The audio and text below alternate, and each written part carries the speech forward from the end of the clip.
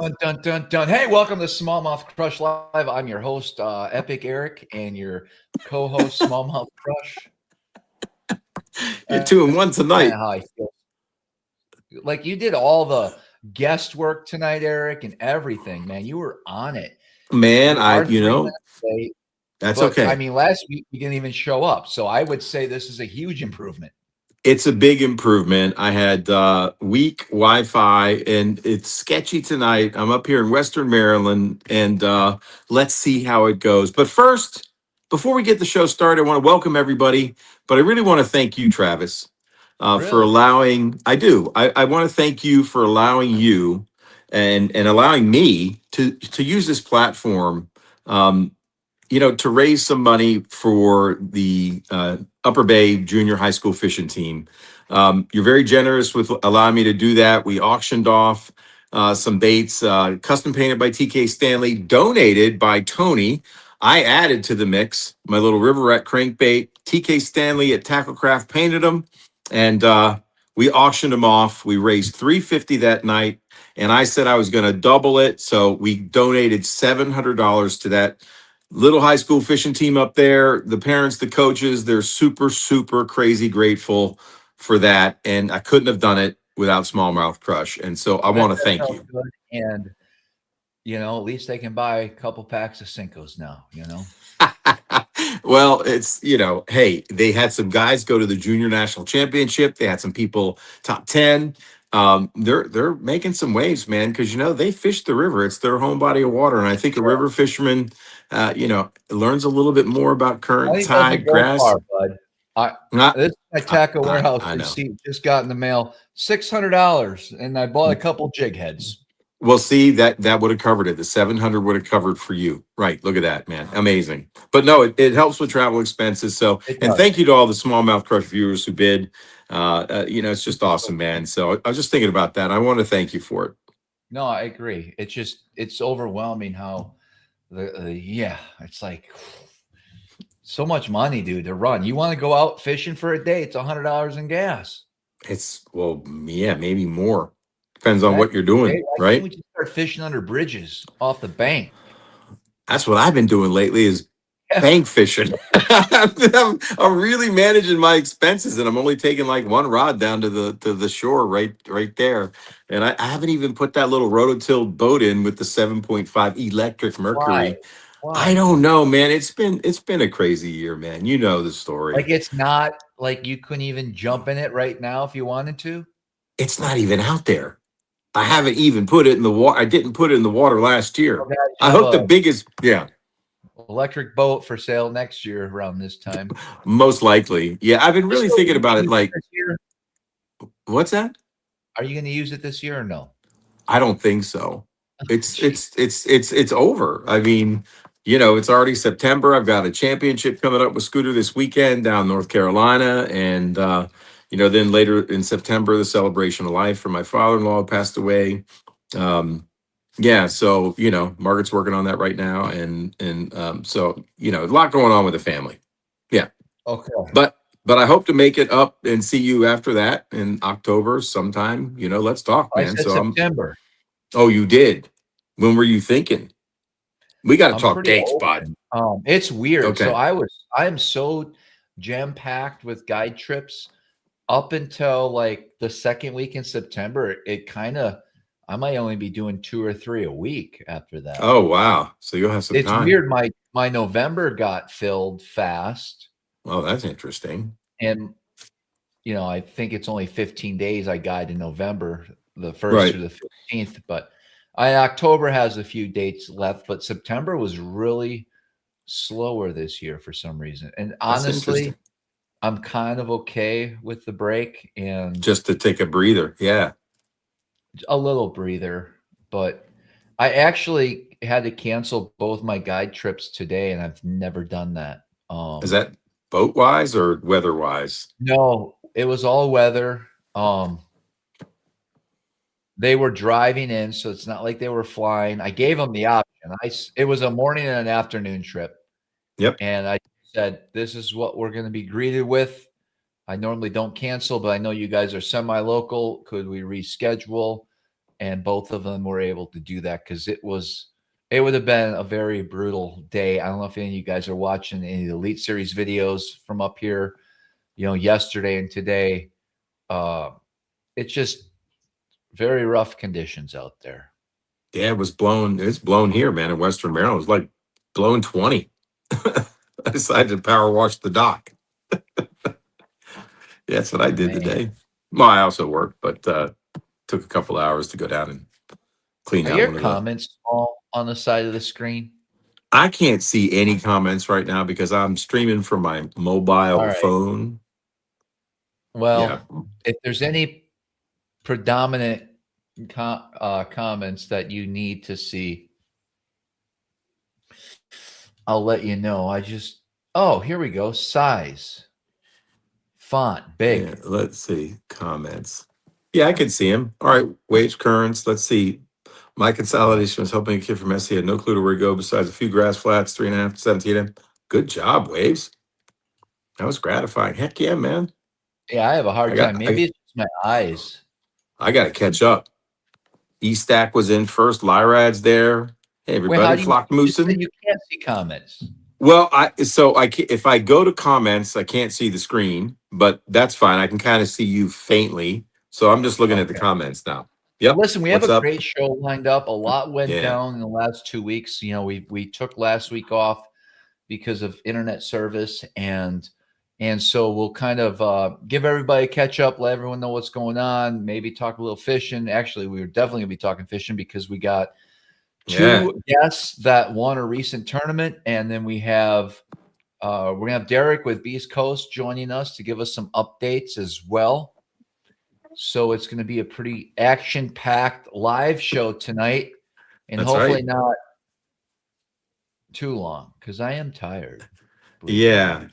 Yeah. I feel you, bro. I feel you. I stayed until like Um, 2 o'clock last night watching a series on Netflix that I started binge watching. I couldn't stop watching, and it's called I Will Find You. oh, Yep. So I got to finish it up. Got like 3 episodes left I tonight. started watching Westworld again. Oh man, that was a And movie now, when I was a kid that creeped me out. no, Yul Westworld Brenner was was in there. only 15 years ago. Nobody. I'm talking about the original Westworld. Look it up. Yul Oh. Brenner was the So cowboy. now I'm thinking that maybe we're being controlled and I'm AI. No, I'm serious, bud. You don't understand the thoughts I've had going through my head. So yeah. It's like I have to get off the comments just to see you because I want to see what I'm talking about. This. I'm making the screen bigger. All right, explain. Well, I don't want to explain because it's freaky, but let's talk Oh, about this past couple of weeks. So we're gonna have Britt and Tom Nee, who won a recent tournament. JP might be joining us. I haven't heard much from him lately. me either. He's been moody, and that's fine. That's I okay. get moody. Well, never seen Eric. I saw you moody maybe once or twice in my life. I'm moody more on a regular basis, and JP, he's hit or miss, but Mm. we'll see. True. True. There's We some got a lot mood. going on. There's some mood stuff happening for sure on a frequent basis with this smallmouth crush community. It's not just Travis. Absolutely, Yeah, man. Bass fishing community is the tournament scene is very interesting for sure. yeah. And it's a very interesting scene. I'll just leave it at that. Well, I I love mean, tournaments, and fortunately, I was me able too. to. I fished one 2 weeks ago with Big JP. He was back in the boat. We had really great plans, and we're going to talk about our tournament. I might have some video footage as well. Awesome. Last week, I was able to, or this past Saturday, Scott Martin reached out and wanted to come on up. He's coming up for the big event on Lake Champlain. Okay. And so he wanted to do him and Hillary were going to do a show, just some content on Friday. And then they came over Friday night. And then we went out Saturday. We fished a tournament together. And listen, you and I fished with Roland back, a couple years ago. Yeah. It's awesome. I actually watched that video the other day again. So Remember good. that, like 50 fish in an hour challenge or something? That was so good. That was Yeah, so good. it was pretty cool. And then but the lucky Slevin ways to fish a Senko. And I yeah, showed him a couple new ways to fish a did all Senko. that. I always respected those guys just from a fishing, like they're icons in the fishing industry. Yeah, they Uh, are. all around the country, but I bet you even more down in Florida, Lake Okeechobee, like you Oh my cannot gosh. think of them without thinking of that place and the, the Roland Martin Marina and all that, which I've never been to. I've driven past it. I've Me never stayed. either. Um, That's on the Legendary Lakes tour. One yeah, day. it I'm truly going. is. But let me Yep. tell you something. Scott is one of the he has his business mindset, right? A lot. And he also has like I didn't know what to expect. When we met Roland, we didn't know what to expect, and we had a No, blast. we didn't. It was Oh like, my God. We had a blast. and they're so good at just bringing you in and like being part of the family on the boat and making you feel comfortable. It No wasn't doubt. weird with Roland at all, even though we were No. kind of like, oh my God, Roland Martin's on our fucking boat, right? Oh Um, yeah, there's no doubt, man. it's pretty wild. And so when Scott came up here, I didn't know what to expect, man. I tried to get the place looking good, get everything ready. So Hillary and her cameraman came up first, like they got here first, and Mm-hmm. I was like, okay, like I don't know how Hillary was going to be either, because Sure. this is just how you picture someone. They got a lot of followers on social media. That's How right. are they going to be in real life? You know what I Sure. mean? Sure. And so I'm just like, you're trying to feel everybody out, but they Yep. were great. Like I was kind of weird because I was just in the garage rigging tackle, and I kind of showed them around. I said, yeah, make yourself at home, whatever you need. And they kind Yep. of did their thing. And I was just down there getting some stuff ready. And then, Hillary came out. Uh-oh, we lost Epic Eric. He'll be back.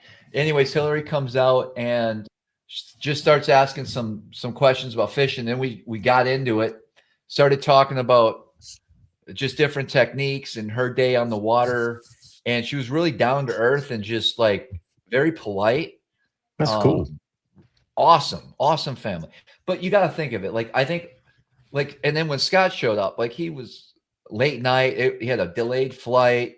He had his own boat driver, pick Sure. up his boat at the airport and stuff like that. That's what you want, bro.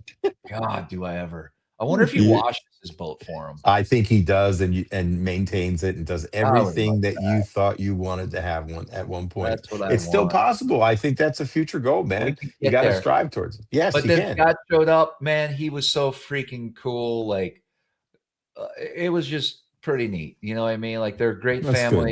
family. They know, like, if you wanted to, as far as like social media and the fishing Mhm. industry, like Right. if there was a family you wanted to look up to, or like even just like look at their content and kind of duplicate what they do to Sure, increase emulate. your brand, like they have Yep. it on.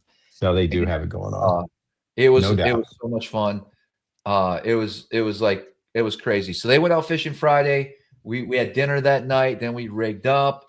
I Yep. had a game plan going in. Things didn't turn out like I expected, Right. What but happened? Or you want to save it for later, or you want to talk no, about no, it I now? can listen. It was I want to run offshore, Yeah, always. and the weather just didn't allow that. That is the equalizer, man. If it's Yeah, 3 to 5 footers, man, we you made the better have run. your stuff right. We fished out of his boat. We made the run out Okay. to the mouth, and that's where things got really interesting. Well, I saw the story and I wondered if you put these new rod holders on your front deck, because I saw what looked to be like a piece of an electronics strapped to these rod holders. And I realized, oh, that's not Travis's boat. And something fell off. How Uh-huh. soon did that happen? It was like a turret or a spy pole, I guess. Yeah. So what happened was we hit some waves, and he's a great boat driver for Ah, sure. He knows his I'm stuff sure he's a great wheelman. for sure. But those waves were increasing, and we got out to an area, and I have some spots. Of course, I had all my waypoints on my phone. So when That's everything's cool. soaked and you're trying to use Oh, your phone, you can't. Oh man. Like wet phones don't work. So now I'm like, No. oh, I'm kind of boiling inside because Ooh. when I fish tournaments, I am very like I have all my systems in place. Like the littlest thing will piss me off. Right. You know what I mean? You want to be And efficient, right? I mean, you wanna that's be what you efficient. So preach all the that right time. off the start kind of bothered me. We got onto a boulder, but we ran right over it. Scott saw 5 or 6 giants swim off of the boulder. We lined up on it, and he caught a real good fish to start. But I'm very intimate with that boulder, that particular boulder. I know how those fish act, and it's not like I wanted to communicate with him, but I knew these fish we weren't going to get another bite. Okay. And he probably knew that too, but we tried. We stuck it out for probably a half hour. Oh wow. As waves were just crashing over us. Oh And man, that's crazy. we already broke. So, and Scott admitted this, and I don't think he would mind me saying, you know, he just didn't set his boat up properly yet for big water that day. Yeah. Some things were loose, and we ended up causing some damage that wouldn't allow us to fish offshore properly anymore. Got it. And so I was talking to Scott in the wind in uncomfortable conditions, trying to feel him out too, and being like, hey, we got to go another 15 miles that way. Oh man. You can see how the winds are right now. It wasn't supposed to be this windy, but it's going to get the ride back is going to be even worse. I said, we're 3 hours in a boat ride today if we decide to continue our journey. Wow. And then I said, with this down equipment here, it's probably not going to work. Right. It's just my style of fishing. I need that other piece of equipment. Sure. And we had to resort back into the river. Oh. Now, because I was out there, I also have a million other areas in my mind.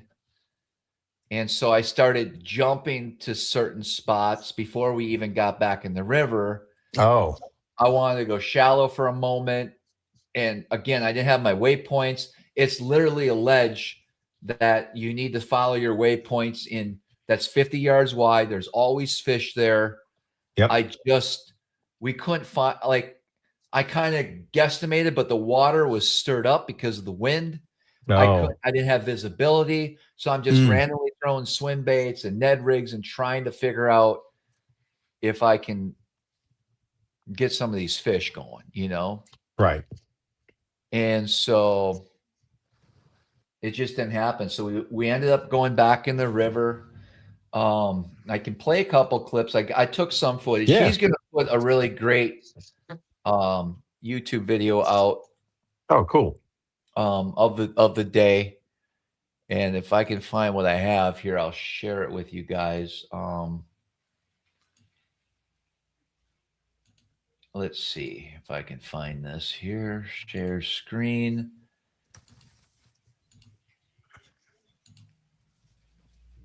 Let me know if you can hear.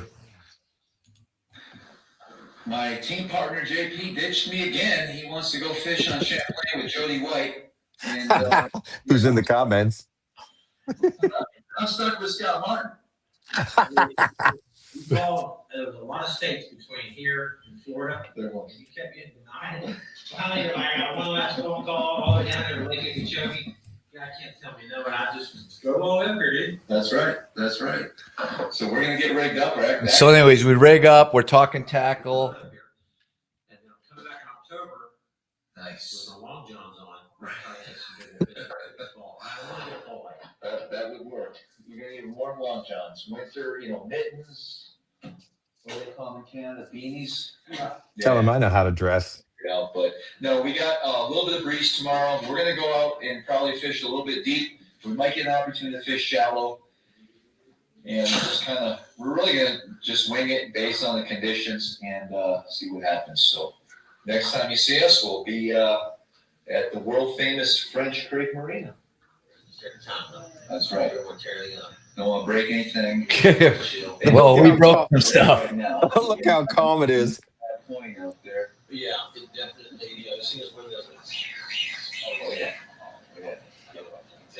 Travis, I would have said just less frog in French Creek.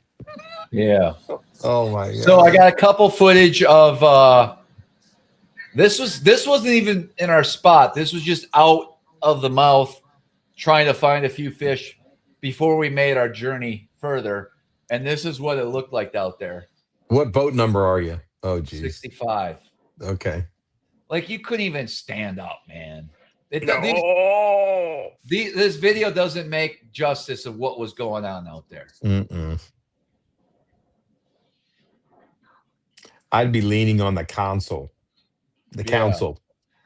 Oh, you can kind of see it now. Yeah. It wasn't good, dude. I don't know how you guys do that, man. I just don't know. That freaks me out. It was bad. It was bad, and I'm actually glad. I'm not glad because we sucked during the tournament. We had just under 22, 21 something. It was closer to like Dante. We've had him on the show in the past. We have. But has a New York State record, right? Yeah, he's dialed in this year. He won with like 20, almost 30 pounds. Oh wow! But Six after fish that, or five fish, like Travis? 25, like 6 or 24, 5? 25. 6 or 5 fish for almost 30.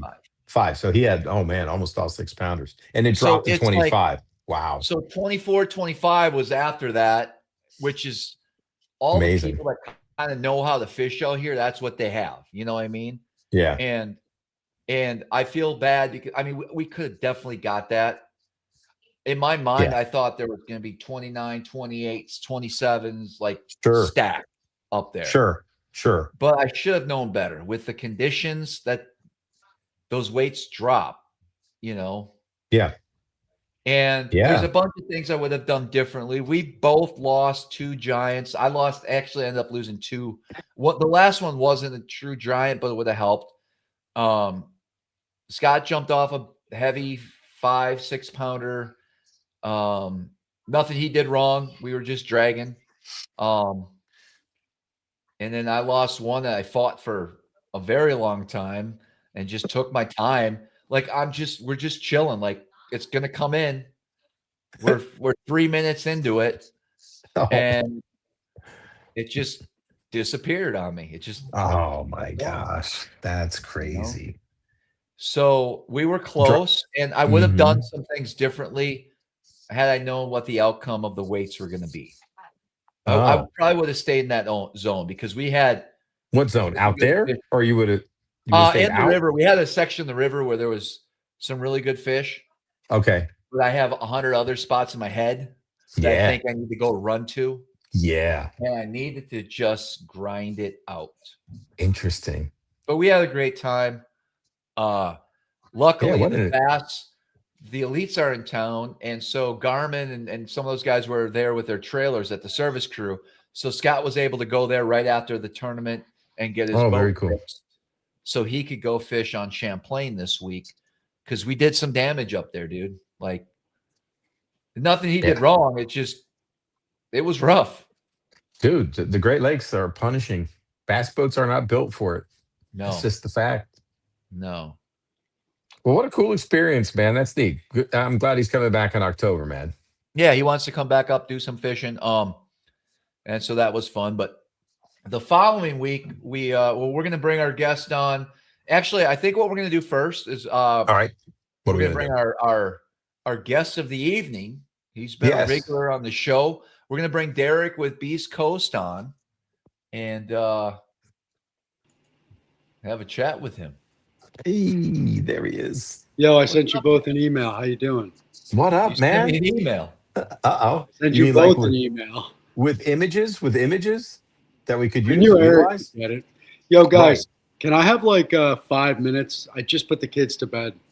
I'm amped up, though. I'm like ready to talk tonight. I good vibes with the business. I've been catching a shitload of fish. I'm like reinvigorated with bassing, dude. So just man. Okay, well, when you come back, just give me the sign or in the private chat, and we'll bring you back on. All right, I'll probably just like reach. I'm just gonna leave it up. I'll be back. Well, we'll take you off. No, you won't. I don't think so. My man controls the time. I don't see him in here. I haven't seen him in the. Well, I haven't looked at the comments. Jody White's in the comments. Hi, Jody. I'm not looking at the comments, Jody. So if you say something, I won't be able to respond. But who we got, man? Anybody new tonight? I'm always curious, man, to see.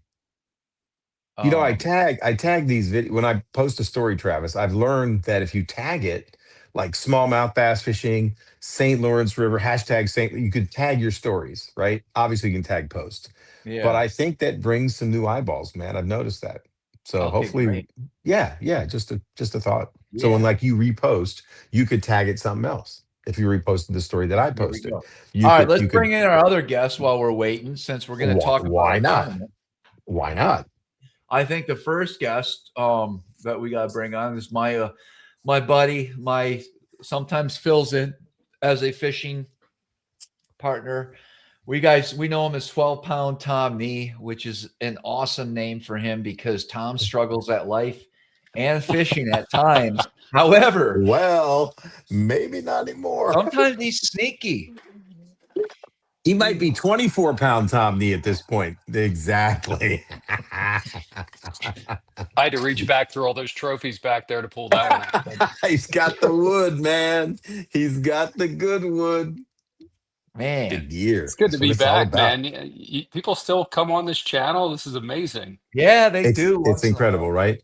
Yeah, I mean, aside from the inconsistency, the crazy banter, we've got a loyal following, man. We appreciate everybody. Oh, yes, we do. Yes, we do.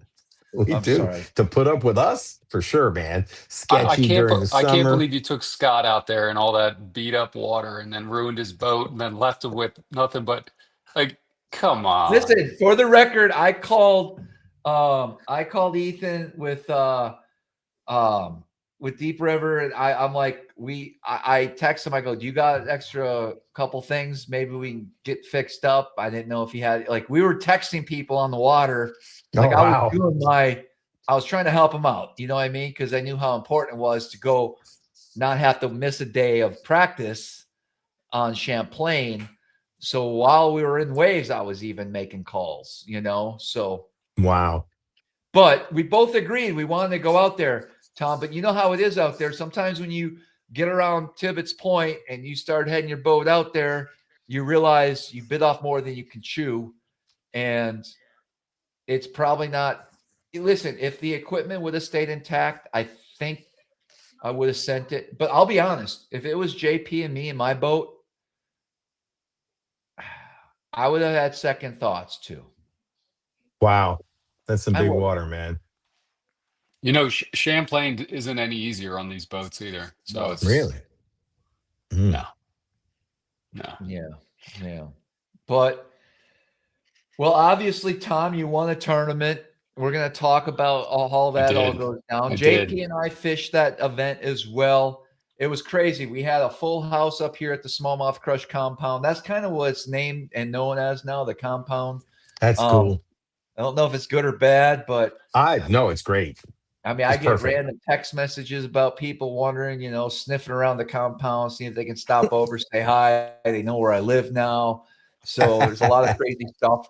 I got security, you know, I got cameras up. I got to pull the blinds. I lock the doors. Like, you know, we almost got to get some ammunition in here and really hold down the fort. Like, this is becoming a real true compound, if you know what I mean. What? It's a good spot. Government looking at us. Like, I'm starting to recruit some people here to maybe become members of SmallmouthCrush. We're going to need some supplies. We're going to need something to live off grid. I'm looking for, you know, we're going to try to start. I don't know what you call it. It's just like a golf membership. What would you call it? Like a group, like a following. You would call it like a cult. Yeah, that could be it. There you go. Yeah, kind of like the cult. You know what I mean? Like, I have visions here. Like 5 years from now, I can see like barricades and police people and like people in like, you know. Yeah, like, you're going to be an Omega Man. You're going to be Charlton Heston, an Omega Man. You got to watch that movie too. I still have no idea how that town stays in business. It's incredible. It's just a summer season deal, man. It's, you know, it's just a way of life, man. I love I'll it. tell you, it's a good spot. I mean, Hmm. outside of the fact that you're 30 seconds from the ramp to the Don't drink the compound, Kool-Aid. um, Exactly. you're also about a 2-minute walk to get ice cream. So Yes. everybody needs a little ice Yeah, cream after a long day of fishing. we don't drink Kool-Aid. We just go for ice cream. So That's Yeah. just a reference to Jim Jones, Travis. Called. no, I know. Okay, guy. I didn't know Well, if I you was knew. thinking of the other one down in Texas. Oh, the Branch Davidian complex. Branch Davidian. We need like the smallmouth crush Davidian. No, you don't. No, My what would be a good name? my buddy from high school was in the Abrams tank at that compound. Oh yeah. FBI agent. He sure was. Ooh, You got stories. that's crazy. It is crazy to think about, right? Yeah, yeah.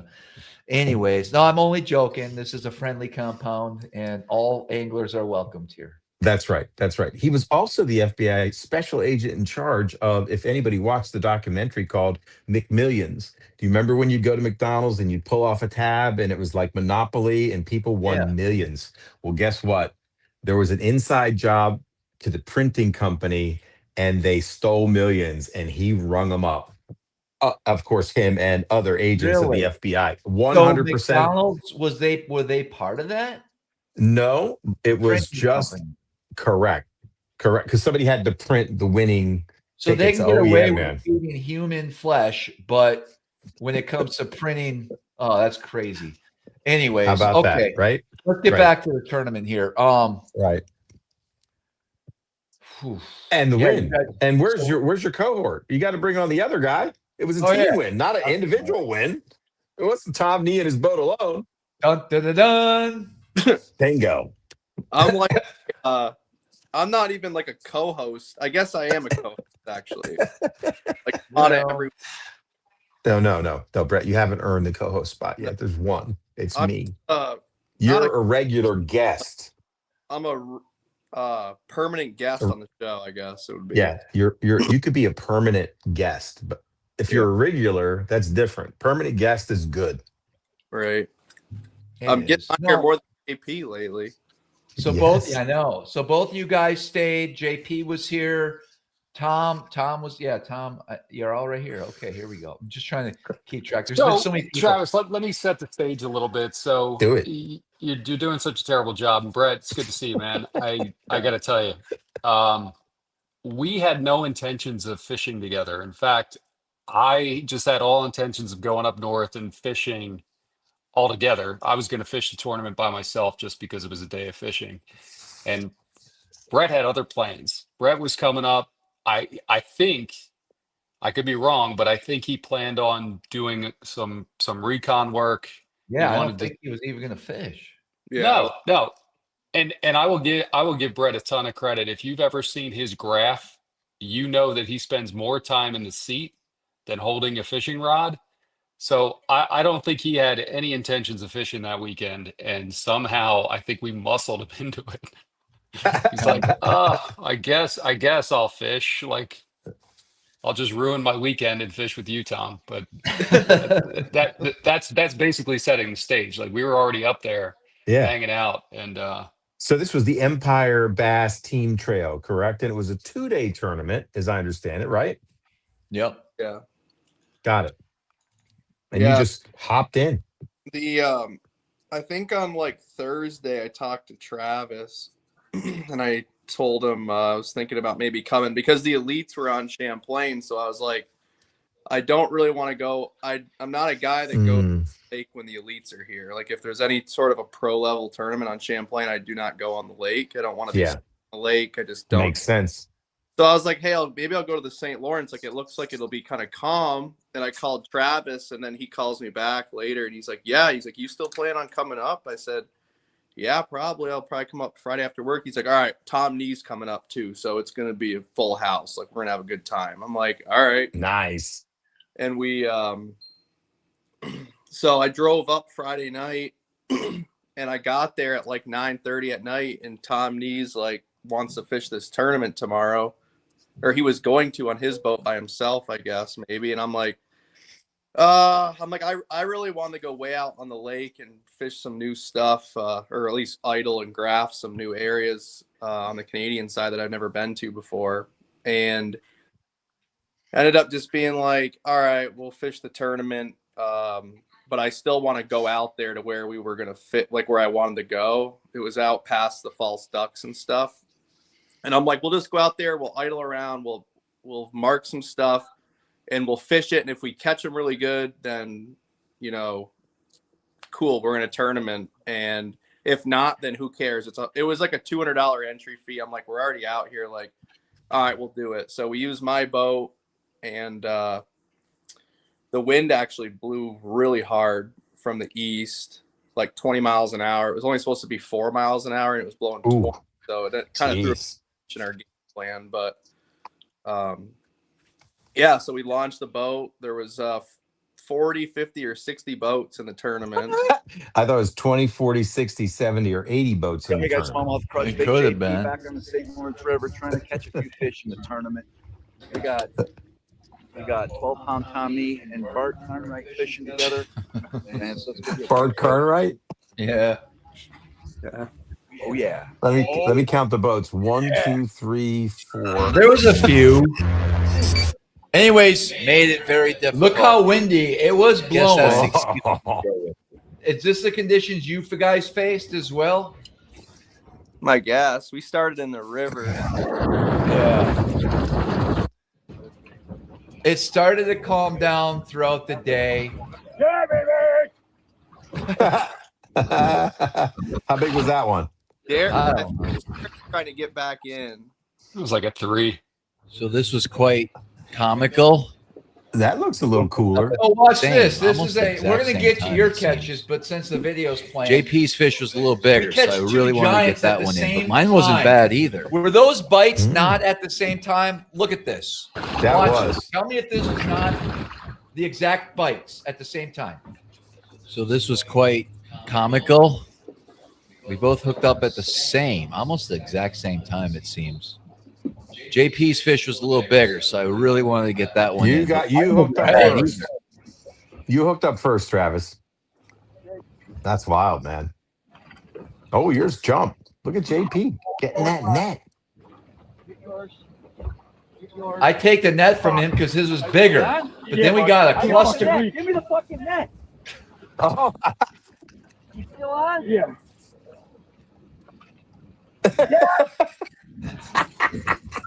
that's great. Yoke, I got you. Here.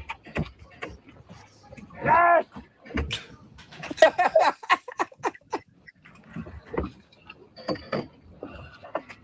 Dude, that'll call. Yeah. Hell yeah. Hell yeah.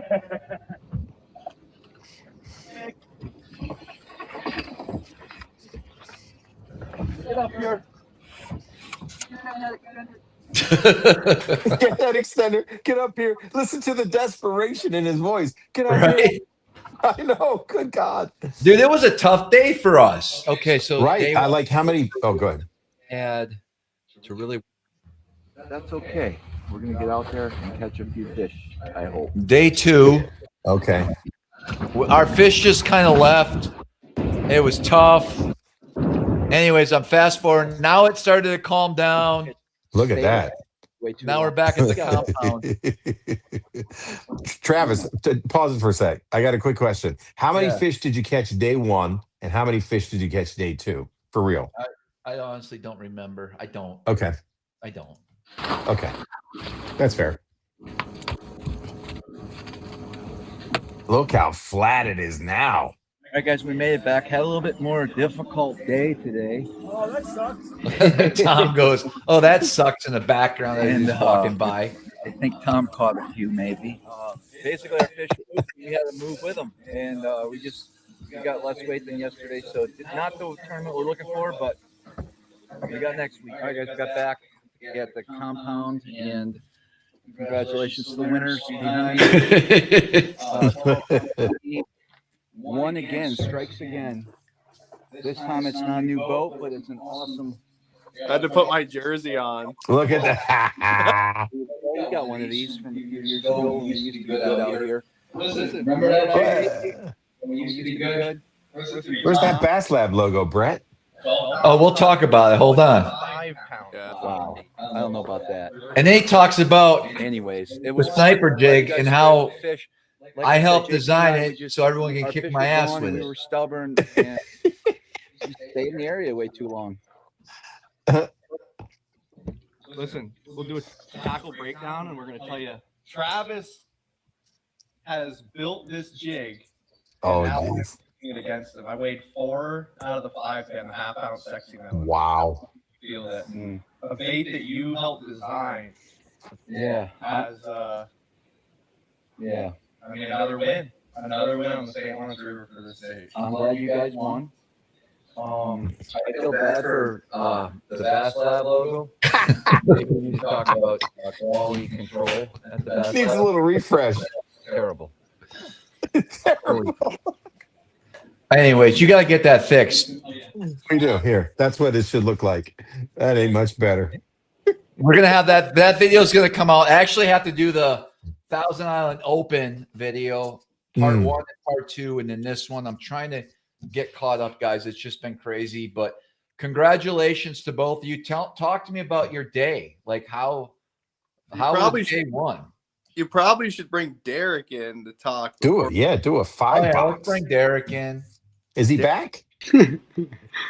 Hey, He looks like he's been gaming. What are you playing? Playing Call of Duty or something, dude? No, dude, I'm just catching up on a lot right now. Sorry, Travis. Okay. And then Travis didn't seem too excited to have me on there, so it made me. oh no, jump. it was. Let's wait. You were just out. You were out of sync, and we were supposed to have you on 2 weeks ago. Yeah. Oh yeah, what happened there? I don't know. You couldn't make it. You had family in. That's Yeah. right. Yeah, my stepdad was in. Yeah. Well, I'm here Family now. first, man. Yeah, that That's video. the Smallmouth Crush way. Family first is the Smallmouth Crush way. If anybody wants to be a member of this compound, family and holidays are first. Family first. Yes. And then holidays are Celebrations of second. life and birthdays and all that. All It's that top stuff. priority here. What's All up? the holidays. Nice to meet you, Tom Nee. Yo, what's up, Derek? Oh, you guys don't Are know you- each other? Are you the legendary? What is it? 12-pound Tom Nee? Is that what Travis The looks like? legendary. Yeah. It's Yeah, I've heard the name many times. Well, now he's 25-pound Tom Nee. That's right. Yeah, that was cool. You guys caught some big ones. That video was sick. Of you and JP, that bite at the same time. Oh yeah. Mm-hmm. That was awesome. How big were those fish? Close enough. They were they went in the live well. We caught those on the sniper jig. So when I'm flipping or just pitching a jig in that depth, I like the 3/8 ounce. And you see my orders, Derek. You know what colors I like, and that thing just gets the job done, and it wins tournaments, and it puts fish in the boat. I just got a message. I get messages constantly as far as like what I would recommend.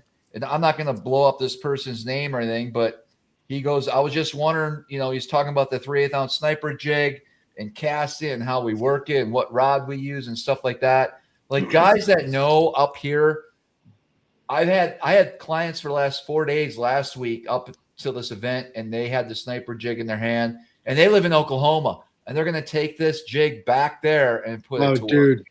this They thing steam. is. So it's funny too. I remember the first time I ever fished with you, Travis, with that jig. They were just on. Like the fish were they were schooled up, like they were hungry. It was prime pre-spawn. You could snap it, they'd eat it. You could drag it aggressively. But dude, the last time or two when like things were a little tough and we had to find them deep and whatever, that like just shaking and picking up. I don't even want to say it, but the way that sniper jig, dude, I've been doing it with the 5/8 the past couple weeks. It's like the most fun I think I've had bass fishing in like years, dude. Like right here on the lake that I haven't even fished until 2 weeks ago. And that 5/8, did you even order any of that 5/8 ounce size? No, I didn't see it in the order form you sent me. Oh, through the I'll email. send you. Noah has your whole kit picked except for the sexy melon. Okay. But there's a bunch of 5/8. But dude, that 5/8 ounce is sick. And Yeah, I think also that's on the enough. sniper, Did you see the college national championship was won on that sniper jig? No, what lake was that on? Leech. Was it Leech Lake? Leech Lake. Brett would know. Yeah. Where's Leech Lake? Minnesota. Sounds like Minnesota. Yeah. Who won it? I don't know. I don't know. It's a bunch of people sent the article and screen grabs to me, and then the kids seemed pretty cool. Brody Campbell, and let's see. Maybe we can get them on a live show. I'd love to see how they work that Heck bait. yeah, man. That's a great idea. Brody Campbell's not in college. No. Brody Robinson. Sorry. Okay. Brody Campbell. He's like 50. No, he's probably I'm just messing. like my There age. they are. Look at that. And then, more importantly, I probably already deleted this because I always delete texts. Let's see. Didn't you save it to photo? Like take a screenshot? If you go on the college bass Instagram, like BASS Bass Master, the top baits thing, you can see the sniper jig. It's like they just posted it. It's not going anywhere. But anyways, yeah, it's Very like it's all breaking news, which is sick because that That's little awesome. jig's freaking just fire. It's I awesome. think now that you Congrats. have a 5/8, so a lot of times a half ounce does well for me deep, but that 5/8 is actually there's sometimes when the current's so strong and Dude, yeah. that reaction bite too is amazing. That's we don't have current here, but I've been catching fish in 20 to 30 feet of water, and it's just wild. Like a lot of times the fish that are around bait, they'll come up and eat that sniper jig and just sit there and suspend with it, and I'll just see them on the graph, freaking like that fast fall, and then and when you land on them, I mean, far more often have I been getting bites on the 5/8 than a 3/8. Really? Yeah, like notably, once you get up to a half, I would say it's marginal, but between a 3/8 and a 5/8, it's been like the last 2 weeks, like the big smallies, it's like a reaction thing for sure. So that's been Wow. fun as hell.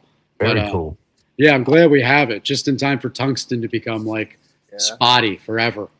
I got Oh. some, like you sent me some 5/8s, and I went up to the rip, like when I fished with Tom on the river, I had them in the boat, but I did not use any 5/8s because I understand how the 3/8 and the half ounce fall in the presentation that I'm going to get, and I'm in the cast. Like a lot of times it's making this, you're sniping fish literally, like you're casting and trying to land on their heads. So the cadence with the half ounce, I was really in tune with the half ounce, and I didn't want to mess that up. Dude, The I get it. 5/8s probably would have been the better deal for me because we were fishing relatively deep, like 40 to 50 foot sometimes. So it was like It's wild. the 5/8 would have been a better choice probably, and I had them with me, but I just haven't. Dude, when you're vibing, why would you mess with that? They won. You won, bud. Dub. Exactly. Didn't need it. No. You had that chicken luck. Yeah, I know. It was on a chicken. Anyways, why don't you go back to leading the conversation, Travis? I don't remember what I was talking about. You guys had to talking about the sniper. Oh, Now- so hold on, the sniper. I actually wanted to mention this too. So the sniper jig, like I'm probably one of the only guys, like I'm fishing nationally, right?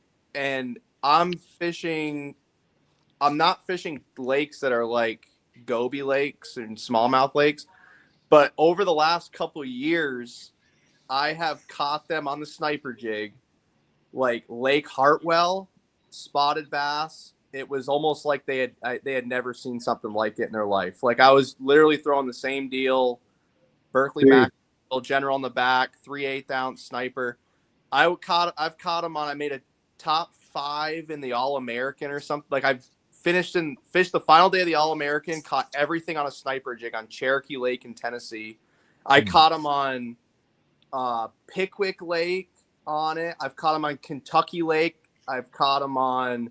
Yeah, we sell a lot down there now, dude. Like all these lakes that aren't even like smallmouth. I mean, there is some smallmouth there in spots, but like West Point Lake on Georgia, dude, it was like crack cocaine to these spotted bass. They had never. People throw like football heads, but nothing like the sniper. I don't know whether it's the I will give it to Travis on those MB skirts. Those MB skirts are important. So I felt like I had like a big advantage on a lot of anglers because I was throwing a sniper, and I would just have it rigged up because I'd be throwing it at home, and I have rods dedicated for it, and I just bring it down there and make, man, I don't know, I'll just throw a sniper at some of these fish on scope and see if they eat it, and they would inhale it. And I was like, a lot of times that's all I threw, like most tournament days, was just a sniper jig, like the same stuff that I throw up here on Champlain and the St. Lawrence and Oneida, and I'm throwing it on all these southern lakes. The only place I haven't caught them is Florida on it. Interesting. That's the only place I can't catch them on a sniper so far, but it's pretty impressive. Like, it's not even just a northern bait is what I'm getting at. It's like, it could be from a West Coast to East Coast, bait. I feel like these northern fish, though, because of the type of bait that we have in all of our fisheries, crayfish, little panfish, perch, gobies, like all that shit just scoots and stops. Like, it's like, if you're working that sniper jig right, which honestly, like, I didn't used to. I used to just fish it like a jig, and then I watched Travis and was like, I'll start trying this. And like, sometimes, man, that's just the difference, just the way that you retrieve that jig. And like, it's amazing, dude. Like everywhere up here, it just seems to work. Like I've been speed and cadence. Hey, Derek, you mentioned something. Travis, before you go on, you mentioned the MB skirt. I don't think people understand that, don't know the sniper. No, I don't really. We don't market that well enough. The sniper jig just kind of sells itself now, but that MB denotes magic bug, which that's Travis's history from like 20 years ago, which is these just super sparse, like 12 to 20 strand skirts. So it's really just like a very unobtrusive kind of flare. Right. It's a true finesse jig is what I think you're trying to say, right? I mean, finesse. Yeah, and then it puts the emphasis on that trailer too. Correct. Like it's just not obtrusive, and it's just big enough. And like, dude, the amount of 5 to 6 pound largemouth that I've caught on that exact thing that Brett's holding is like nuts, dude. Like on just all over the place, like anywhere up here. All these lakes in Connecticut and a little bit up into New Hampshire, some Mass lakes. I haven't been up there in a minute, but like they just eat it, dude. It's just like you always have a rod with it on. It's fun. Sean actually alludes to something I was just going to talk about. He goes, "What's my retrieve and how do I use it?" I do want to mention another retrieve that I used this past week on that jig, which I haven't used a whole lot of, but I'm going to start. I want to talk about it here for the first time on Smallmouth Crush Live. But Sean, I typically will throw that jig, and if I see a fish on my live scope, I'm going to throw right at it. I'm going to watch it fall. I'm going to watch that fish go up. Sometimes 15% of the time, 10 to 15, he may grab it before it hits the bottom. And you got to be real. That's a hard bite to detect. You got to watch that. Your instincts will kick in. You'll be like, set it, screw it. And quite a while, if you listen to your gut, he'll be on. But most of the time for me, that jig has to fall, and then it's a complete dead stick, especially if that fish saw it. I am not going to move that bait for at least 10 seconds if I know that fish followed it down. Then I'm going to reel up my slack and then just give it a little pull, a little shake on slack, and then dead stick again. And then I'm just going to wait. And if nothing, I literally reel up and find another fish to cast to. However, if I'm working a group or a school of fish, or they're scattered over a rock hump, I'll fan cast that, and that's just your typical drag with the wrist, little shake on slack, dead stick, pull, dead stick, little shake, pull. So just kind of vary it, but keep it on the bottom. And then the other way, of course, is when we're just dragging with the current. But the other day, I put a paddle tail swim bait on it, and I got up in about 10 feet of water, and I started throwing it as if I had a chatterbait or a swim jig on, and I caught him. And that gives me two things. They'll allow me to catch, like fan cast, and possibly catch a fish that I don't see on my scope. But if I'm casting and scanning, and all of a sudden I see a mark 30 feet this way, I could just reel that jig up, pitch it over that fish, dead stick shake until he'll grab it. Typically, especially when they're up shallow, if you get that jig around them shallow, they're gonna bite it like within the first 10 seconds. But swimming a small swim bait, Derek, I don't know if you've heard about that. I have a question for you though. Can I interrupt you and ask a question? It's actually a question for Brett and Tom, anybody probably, Eric, Tom. Like, so you mentioned that when you see that jig drop, and this is actually an interesting data point because I agree with you. 15% of the time, if you see fish that are smallmouth and they're like relatively active, they'll react to that jig and swim off the bottom and eat it and suspend with it there. And you got to get them. But like, dude, when I see them go down, I instantly start shaking because often when I don't and I dead stick, at least these fish down here, maybe it's because we don't have gobies. Like you can see them swim away. Like if I waited 10 seconds, those fish would be 30 foot away in the next boulder. Like they don't do that stuff that your fish do. Like do you see your fish stare at that jig? Like will those? That's nuts. So they'll literally sit there and look at it for like And that's 10 Great seconds. Lakes versus an inland thing. Yeah, they do it Derek. for sure Yeah. on the Great Lakes. Yeah, I'm listening because this is interesting to me because I've watched in the last 2 weeks on Candlewood Lake. I've watched and caught literally hundreds. It's been I'm not even going to say because it's been trying to keep it low key. It's been ridiculous, like hundreds of smallmouth I've gotten to witness feed and catch and whatever. And dude, I don't wait at all. I instantly start shaking. And then within 5 seconds, if I don't get bit, I'm done. But if I dead stick, there's no chance. Like I tried it and I'm like this. So I watch them swim function, away. Is that a function of the bait, meaning that the bait that they're for is that they're feeding on? Like, if you look at a goby, I've never seen underwater footage of a goby with a smallmouth looking at them. Are they trying to like hide and not move? And maybe that's why the dead stick works on the Great Lakes with goby population. Well, I gotta It's ask. a function I of the think forage. that's the case. I think you hit on the head. I think gobies freeze. Yeah, that's what I mean. Yeah, duh. Yeah. But Derek, are you catching them? Are you catching more than 10% on the drop? Well, it's funny. So with that 5/8, and again, I'm not like plugging it just to plug it. Like I knew it would be good. People have asked for it, but like, it's wild, dude. I've been catching. So these fish on this lake have been so beat with a minnow for the last 3 years. Like there's some good fishermen on this lake, far better than me with a minnow. And so I've been throwing this 5/8 sniper at like 2 to 3 smallmouth, big ones, around alewives. And when that sniper falls, those fish, you will almost, it's crazy. If you find a pack of 2 to 3 good smallmouth around alewives, and you make a good pitch to them, you'll catch one of those fish. But those other fish, dude, like, they'll come up and smack it, or they just won't. It's like just how it's been. So you bring up an interesting point. I mean, we're talking about cadence, right?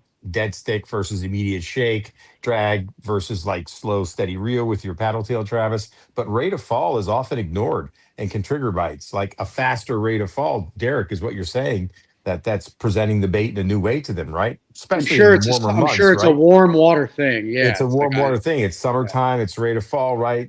But that can trigger bites too throughout the year. But I think it's interesting to note. I just like hearing it from you guys.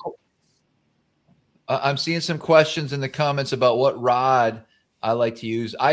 So if I'm dragging in the current, I will use a bait caster just because I love setting the hook on a bait caster. Mm-hmm. Eric, sometimes when we came up and fished some shallow water with that sniper, yep, and I'm in 8 feet or less, and we're making long casts to individual boulders, I love a bait caster for that just because it's fun. But typically, in reality, if you really want to put fish in the boat, I think you need a spinning rod, because even if I'm drifting and all of a sudden, if I see one right straight down below, I'm able to get that bait in quick and drop it. You can't really drop a bait fast on a bait caster. Chance. Precise. Nope. Yeah. Agreed. So it's spinning rods for me. Britt, I think you're the same way, right? I only have ever thrown it on a spinning rod. I've never thrown it on a bait cast. Never made a single cast with a sniper jig on a bait cast rod. That's lame, dude. You're missing out.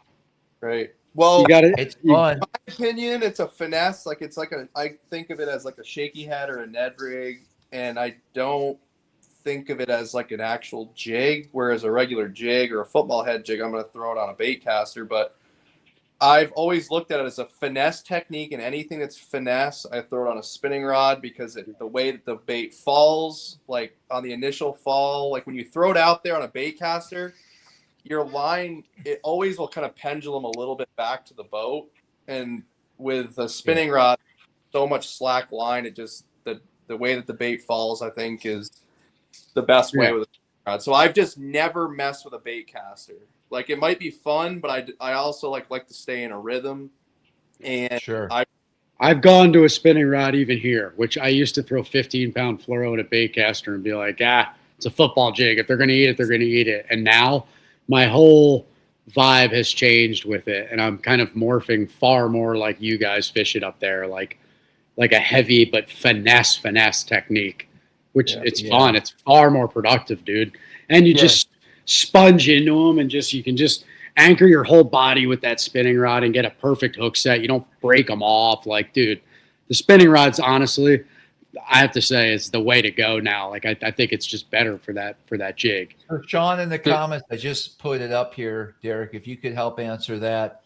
What makes the OW sniper jig different from the other finesse football jigs? And he might be even asking about other brands out there. It's pretty simple, man. I mean, Travis was the one that was like, let's just strip it down. So really the OW snipers is if you look at it at its core, the MB colors and the no weed guard. So if you take like MB Sexy Melon, it's got 18 to 20 strands of skirt. So a super fine skirt, all hand tied, and there's no weed guard. So it's just a bare minimum. And we've got a stout 2.0 hook. That's also super important. Like you can throw that jig on 15-pound fluoro.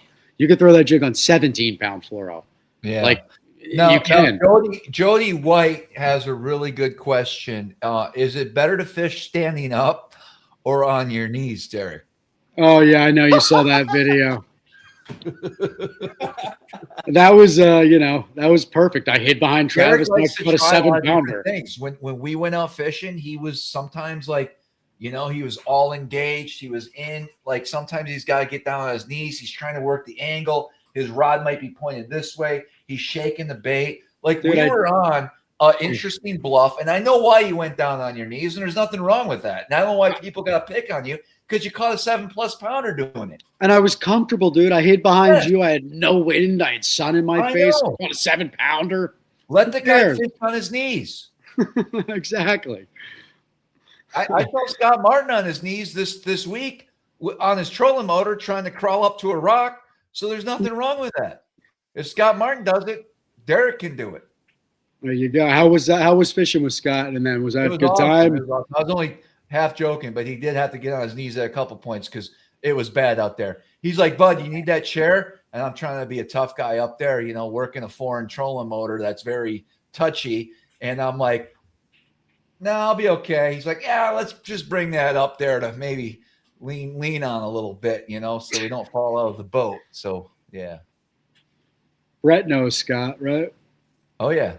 I kind of got Travis in touch with Scott. Maybe, I feel like last year, Scott was up fishing a Toyota on the St. Lawrence, and I've known him for a few, probably 5. Well, you guys have done the Scott Martin Challenge on Champlain multiple times, haven't you? In the last 6 years, 7 years? I've only done it.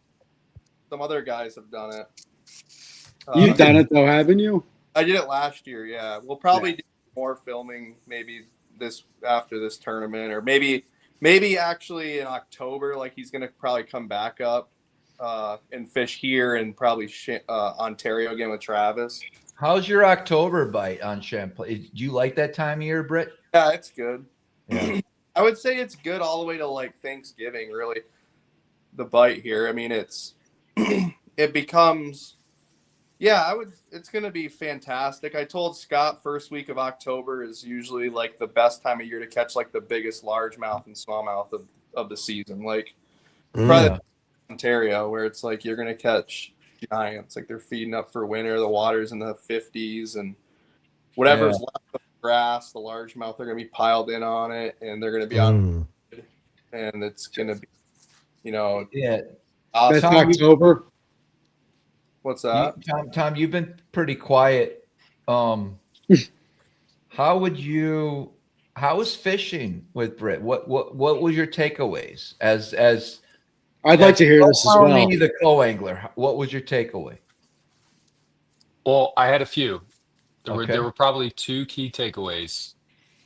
Um, I'll tell you this: I've never seen anybody's graph have more GPS waypoints on it. Like Even seriously, the There's dude. about 12,700, I think, on Lake Ontario. Good Lord. Listen, he's got your secret spots marked, guaranteed. What's crazy is like I don't even know if there was any rhyme or reason to where we were going that day or for 2 days straight. We literally just drove over waypoints to get the more waypoints, and I can't quite explain why we did it that way, but it worked out.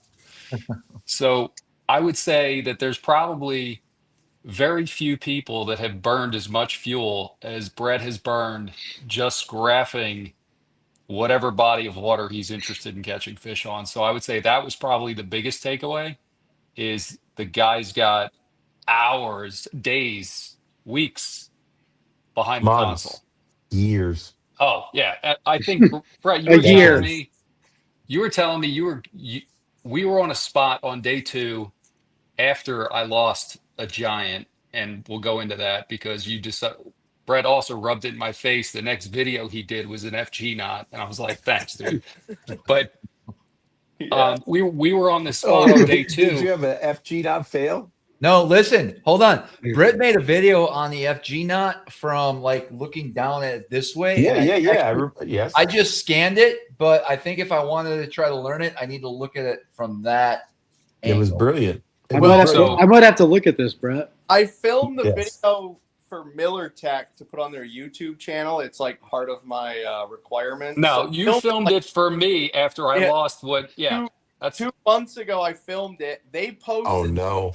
Before I went to the St. Lawrence, like they finally posted on their YouTube channel, and then I posted on Instagram to say like, "Hey, this video is available now on YouTube."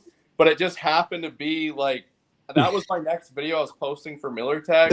And Tom Nee happened to break a whatever knot he ties. So Tom, was it an FG knot that broke or came undone? Okay, gotcha. No, I have been tying an a lot of good knot. comments on that. And I will tell you that. And by the way, Brett, I tied 6 FG knots last night. I'm dialed in. I feel good. I talked to my dad today. I was like, "Yo, listen," he was like, "Oh, you fucked up. You did it wrong. You forgot this part." And I was like, "Oh man." So I might have to retie them all, but all I can tell you is they are not breaking. So you tied the FT knot, the fuck that knot, right? Is that what you There did? you go. Yeah. I had a nice little rant on that knot. Travis is still practicing 2 years later. I'll never get it. When JP comes up at the compound, he can tie a few every once in a while. And well, Tom learned it. You just learned how to do it. Yeah. Like, but what step did you forget? That your dad said you did it wrong. You forgot you're gonna have to retie. It was like the I think you were supposed to trim the fluoro before you put the final Russo knot or whatever you call mean it. The knot to secure the knot. Who ever heard of a knot that needs a knot to hold it? That's this. Listen, it's insane to me. Like, check out. Sure I don't tie that knot. His video. Check out his video. His video is dialed in. Ridiculous. I'm sorry. I still call it the FT knot. Brett, I'm glad you mastered it. But fuck that knot. If you really want to learn how to tie an FG knot, I don't. Then watch my I video. do. It's a long video. It's 18 minutes or minutes long. I can't even believe it. Explain every 18 minutes. I found it, Brett. Miller Tech Energy. Stop struggling with the FG knot. There it is. All right. I mean, Travis is a professional fisherman guide, and 3 years later, he says, "I still want to learn how to tie the FG knot." I do, and here's why. Tied 6, and his dad said you did it wrong. I lost 842 sniper jigs last year. Out of 842 sniper jigs, you did not. Yeah, he definitely did. I bet he has an inventory. Jesus Christ, Travis, if you just tied a fucking FG knot, the rest of us would have some fucking inventory. This is bullshit. Right. Oh, you think because the FG knot's going to save the jig? No, man. It's just that dude, river if eats him he up. lost 842, I can't even buy 8.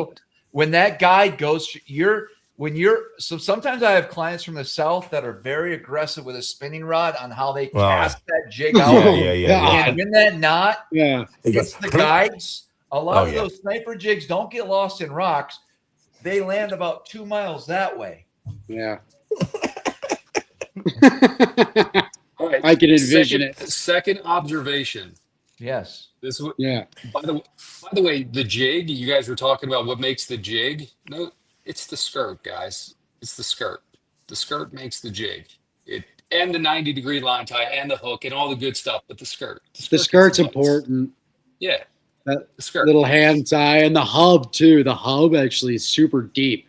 So that skirt pulses. Like if you look at it in clear water, you can see it's just this consistent, like it's like a jellyfish. It's like mesmerizing. It's called flow. It does flow. Call it what it is. It's flow and flare, baby. F and F. But while being very low key, I think is important. Here's the second biggest observation fishing behind Brett, which, I stayed out of his way for the most part. There are fish that will show up underneath the boat, and you as a partner fishing a team tournament should leverage that. Day one, we caught one over 6 pounds. I caught one over 6 pounds drop shotting while he was scoping. Yeah. It was it makes a tournament when you can catch a 6-pounder. And if you're a co on the Great Lakes and your guy is properly has your transducers dialed in, so you can have live scope, but you still can't know how to catch fish unless you really get it dialed in and understand what you're looking for, especially on the surface and how they set up on ledges and ridges and humps and saddles and all that. But as a co-angler, and that's what JP and I are great at together, when you see one down, you got to hit it and you got to know how to work that bait. Same scenario with Scott this Friday or Saturday. I saw one underneath the boat, dropped her. Of course, you got to peel line. The boat might be continuing to move. You run to the back of the boat, you mend your line, and you wait for that tick. And unfortunately, I got the tick, and it was a giant, and I just couldn't get that thing in. I don't know why, man. That fish haunts me. We both I didn't freak out, but I was pretty depressed. But you're right. If you can take advantage of that underneath the boat, straight down when you see one on the graph, it can make or break your day. Listen, when the elites are here this week, I bet you these guys are only getting maybe, if they're lucky, 6 to 8 solid, good weight, good fish bites a day. I believe that. I really believe that. Wow. How many bites are you getting right now in a tournament? Clients. Oh, well, Brett, how many bites did we get? Good bites over 5 pounds. Let's talk over 5 pounds, Derek. That's all that matters. I know, and I should have asked Tom and Brett because they're that's really I want to know what two guys that don't live and guide there weekly, but that are good anglers. To me, that's a realistic. Is that what you're? Day. So tell me, Tom and Brett, what was it like? The reason why you're not going to hear a big number is because we only fished for big fish. Yeah. Did you even cast at fish that you knew were small based on what you saw? Or were you just specifically out, or were you looking specifically for pods of big fish? Were you not making a lot of casts on purpose, or were you just not around small fish? We weren't. You know what I'm saying? We weren't around fish. Most of the time, we weren't even just around fish, it seemed like. Well, yeah, that's kind of what I'm asking. I was not throwing unless I saw them on scope, and the only time I feel like we were around big fish the whole time. Sometimes I'd think they were big, and we'd throw at them, and we'd set the hook, and they'd be 2.5 pounders, and I'd be all right, let's go. But not foolproof. Game, because we went there without practice, I said we're only running places that I've caught giants on in the past. I didn't fish places where I was sometimes you'll catch a big one here. It was every place we pulled up, I was if we get one, it's going to be big. It should be at least. And the first spot, I told Tom, I said, this is what we're going to do. We're going to run out. We're going to fish one spot in the river in the morning, and then we're going to run the Prince Edward. And Tom had one spot also in the river that he found the day before that we were going to fish. So we run out to that first spot. this is a place that only has 6-pound class fish on it. It's the way that this river and this lake set up is big fish live on certain places, and that is only where they live. Like, it is very rare to go into a place where you catch a lot of small 2 to 3 pound class fish and catch a 5+ pound fish in that spot. I've noticed all year round. What about in the spring? In the spring, I don't really know. I'm just talking June. I'm actually talking July 10th or 4th of July weekend into October. Like, that is a secret that I think, and that's why the Johnstons do so well. The Johnstons don't pull up on stuff where they're going to catch 3-pound fish. Like, when they pull up, they're pulling up on places where there are 5+ pounders. Yeah. And that is why they always catch 25+ pounds, because they don't waste time fishing spots where there's, like, I'll pull up to places and there'll be 20 of them on the graph, and I could easily spend 30 minutes trying to catch those fish, and maybe I catch a big one. But it's like, over the years, I'm like, man, this is not, like, every time I fish the spot, there's no big ones here. It's just the same deal. And then there's certain boulders where you catch a 4.5 to 5+ pound fish every time you get a bite there. So I ran stuff like that. Like, so we pulled up to the first place. I'm like, if we get bit here, they're going to be giants. And Tom catches a 6.11 pound small. Was that under the boat, Tom? Yeah. Straight And under so, the boat. question for you, Brett. You're scoping. Tom, how did you know the fish was under the boat? Did Brett tell you? Did you see it? Yeah. He's like, which was it? All day. I mean, I'm Like, seeing he's the like, screen. drop. He's That got a water- Well, he's 16. also watching the screen, Eric. Like a Yeah, good he can coach. see that Yeah. 86-16. Got it. He ain't sitting in Yeah, the back so- or sitting on the No, seat. there was a bunch of fish there too. Like, I forget how many were there that first morning, but there was at least 5 to 10 big ones there. And I was throwing a minnow, and the wind was blowing against the current. So my boat was going backwards. The current was going the opposite way. I was trying to get a lay of the land. I'm like, I haven't fished this spot since last year. And we pull up, and Tom was throwing a drop shot, which was the best bait to throw, because a drop shot doesn't necessarily, you don't have to work the bait. He just like dead sticked it, kind of like you just drop it down below the boat. These fish were kind of coming to the boat. My boat's doing weird stuff with the current and the wind, and he hooks up with the first big one. How deep were you? After we caught that one, I kind of knew they might get funky, because usually once you catch one, it's really tough to get another one, but sometimes Sure. they catch full there. And Is that Tom 45 feet? another one right after 45. next cast or 2 casts later, probably. Yep.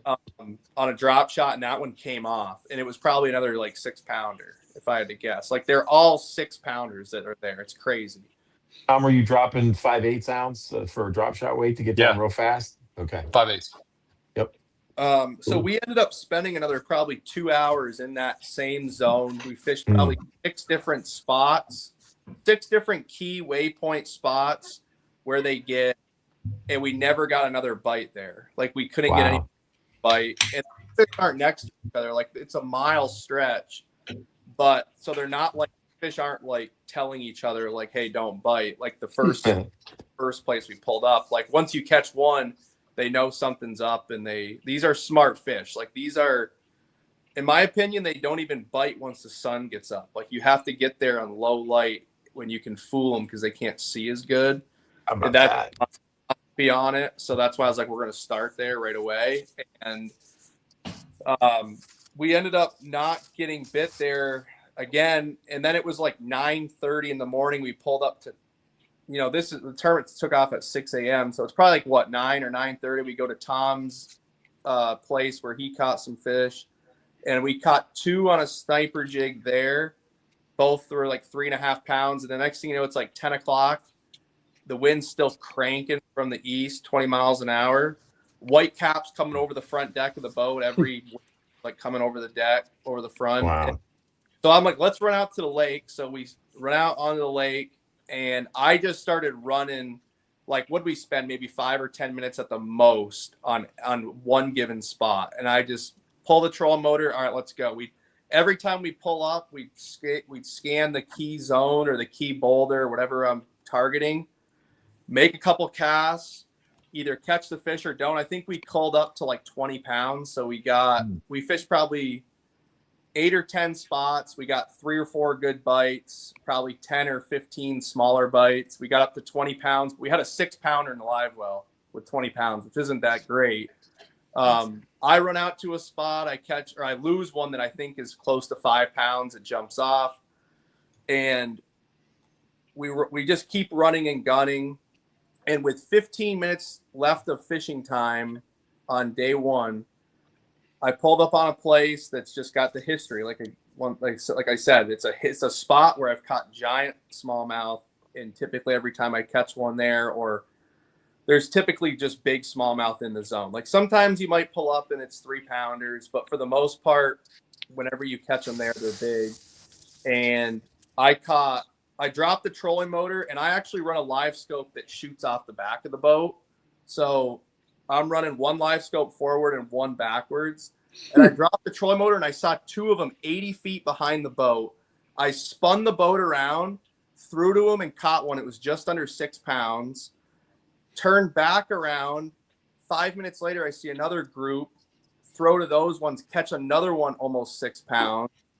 And then with like 5 minutes left of fishing time, Tom hooks up with a 460 on a drop shot, and we land that. So in the last 15 minutes of fishing, we caught 3 fish.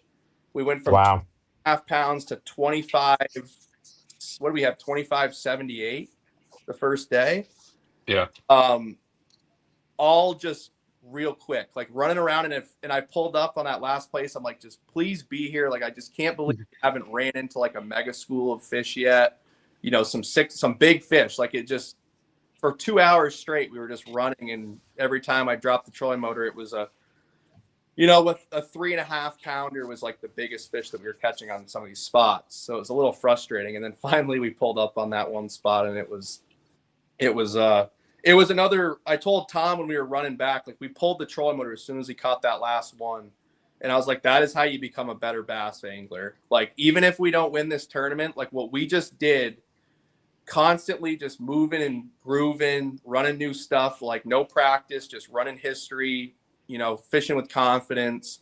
And it happened right there at the last, 15 minutes of the day to have a big bag. But our small fish that day was 3.72 pounds. So we didn't even have that last fish wasn't even a 4-pounder. So we had 3 6-pound class smallmouth, a 460, and a 372 were our 5 fish. Yeah. What place were you going just in for day reference, 2? Oh, sorry. so you guys understand, Britt, we know these areas very well. And it's listen, the bite's getting a lot better day by day right now out here. The elites are going to crush them pretty good. But like our initial topic, you're hoping for 5 to 8 good bites a day. You really are. Good. And I land the plane, man. I ran a 15 area in 2 hours. I ran 15 miles worth of waypoints, and I only stopped on the best stuff that I know. Like in that period, I was like, we're not fishing anything that I think we might catch a fish on. I'm like, every time we drop the trolling motor, there's one should be there, or hopefully a whole school, but at least a couple fish should be there. High potential places, and only 4 bites between Tom and I over 4 pounds, or that we landed over 4 pounds. Wow. And Travis likes to throw back fish under 4 pounds. And this is a key example of why you don't throw back fish under 4 pounds, because too. Travis would have came in with 4 fish that day, probably, if he was if you fished like Travis and threw back your under 4 pounders. Yeah. Listen, this year I don't throw 4-pounders back. Okay.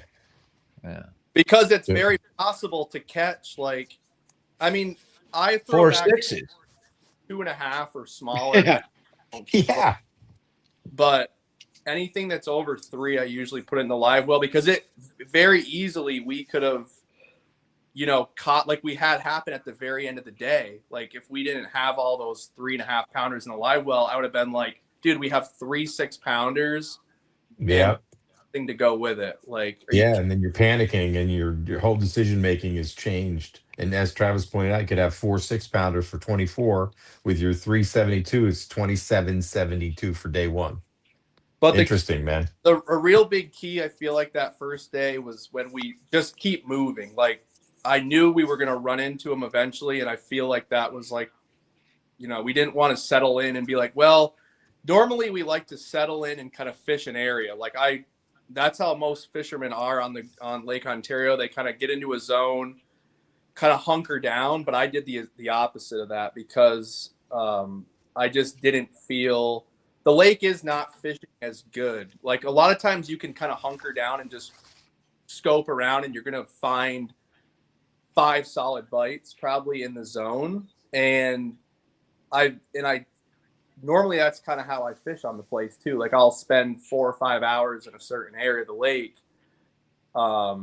Whereas this time I was like, we're moving, because I just listening to Travis and JP talk about guiding there, how tough it has been and how they're not on the normal stuff like they should be and stuff like that. So that actually helped me and kind of influenced the way that I was targeting. That's why you ran over 11,000 waypoints, as Tom pointed out. You were just keying on those big fish areas. I've got a question for you and Travis. Have you found, what are the characteristics of those areas that only hold 5 and 6 pound fish?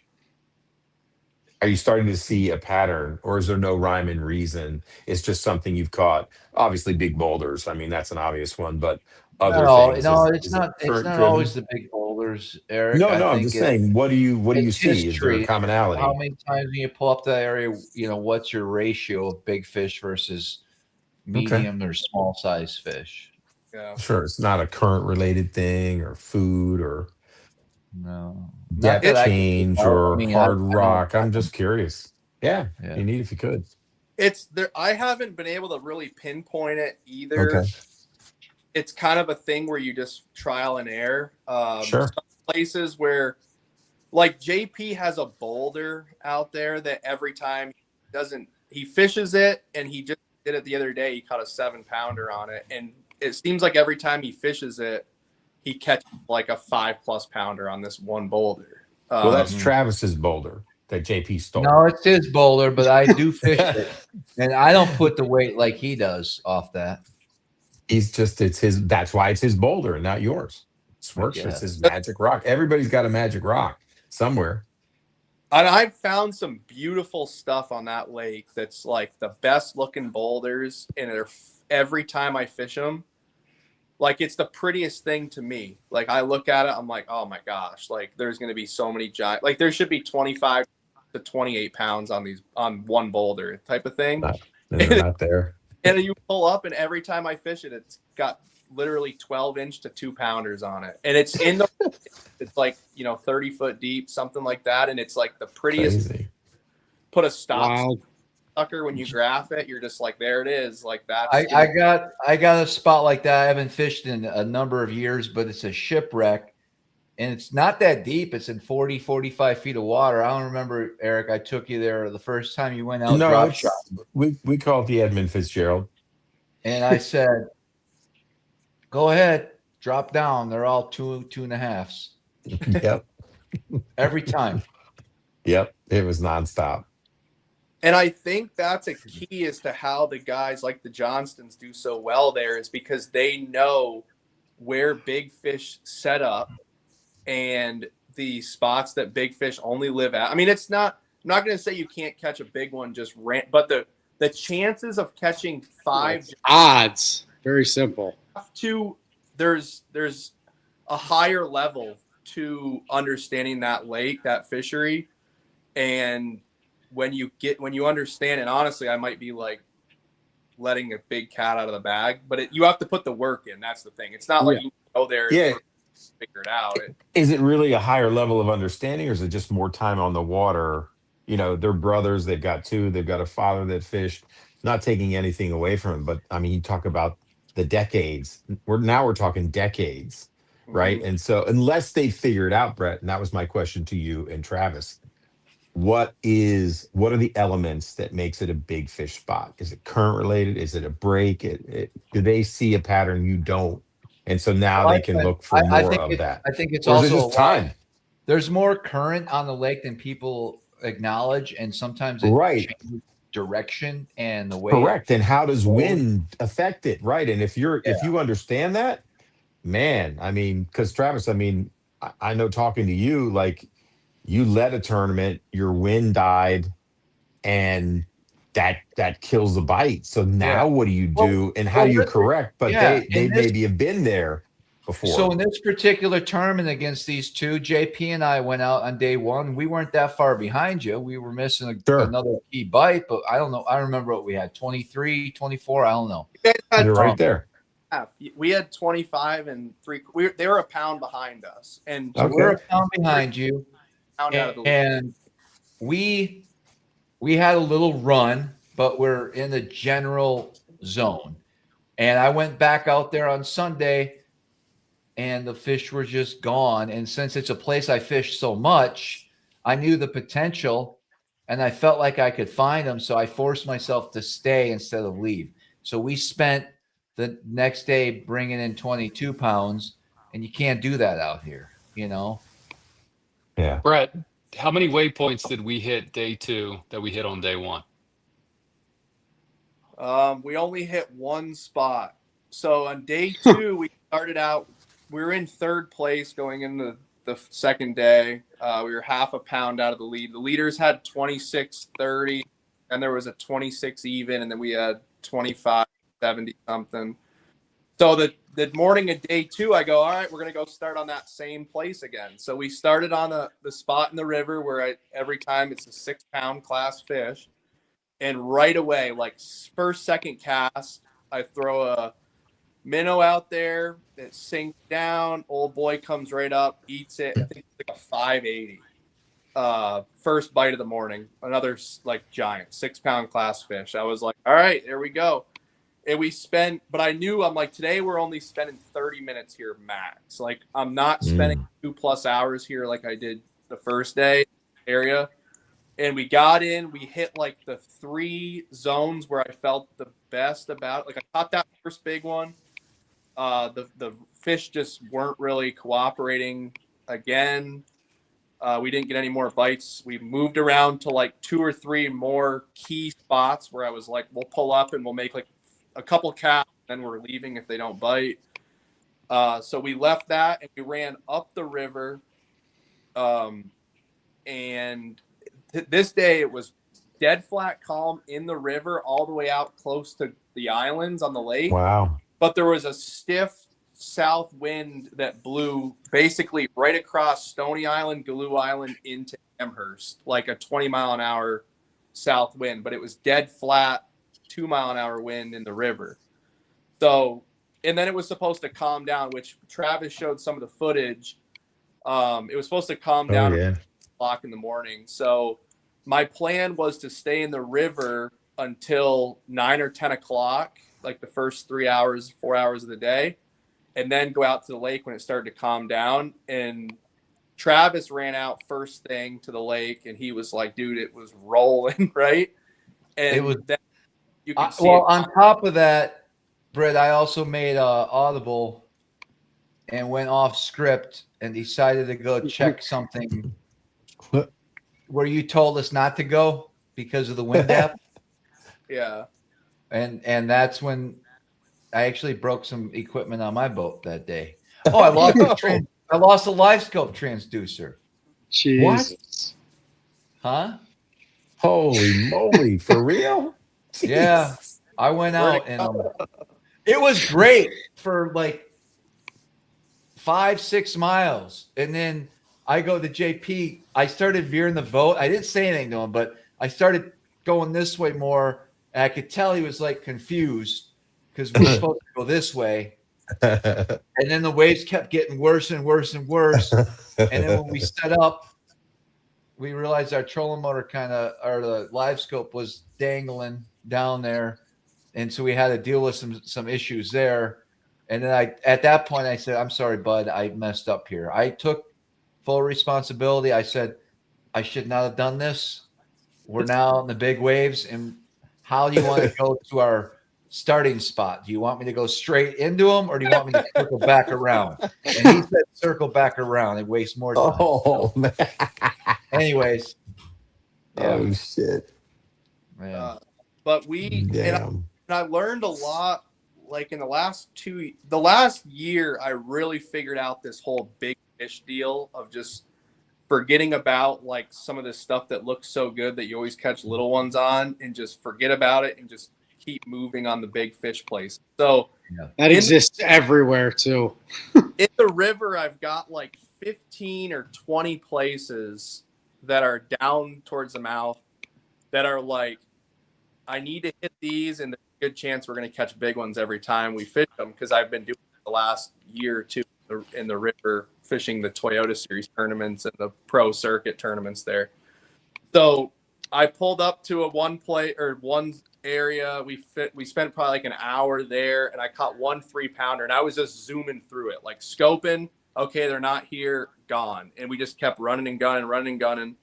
And I got onto the Canadian side of the river, and I've had some experience catching 25 pounds over there, but it's like you spend all day and you get like 1 bite an hour, and it's not like schools of fish hardly ever. It's just like you're fishing for one fish on a little tiny spot. Typically it's their home. A big fish moves in, it's their territory, and you hope nobody has been fishing it. It's a lot of sneaky stuff that's like you got to find.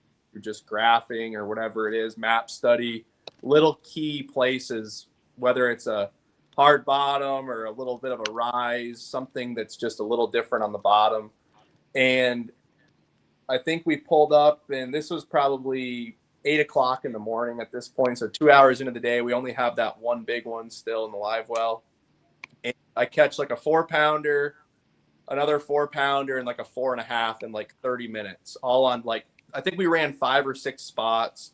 This was like the Beast Coast Clinic, I would call it. Yeah. That's when we started. That's the start of the clinic with the sniper jig. Because the first one I caught in the minnow, every fish from here on out I catch on a sniper. And I'm just running key places. Like, man, every time I fish here, they're 4+ pounders. And are those fish keen to the minnow up there? Are they getting pretty slick to it in your experience? Not to derail you, but is it getting harder to catch those fish on a minnow? Yes, they are very good at coming right up to it and just staring at it. Sniffing it. Listen, I want to make a point on that. I don't think it's because they've seen minnows over their heads, because I think a lot of these spots, Britt, that you have, people don't fish either. I don't think it's pressure. Here's my point, guys. I know a minnow works. I love shaking minnows, but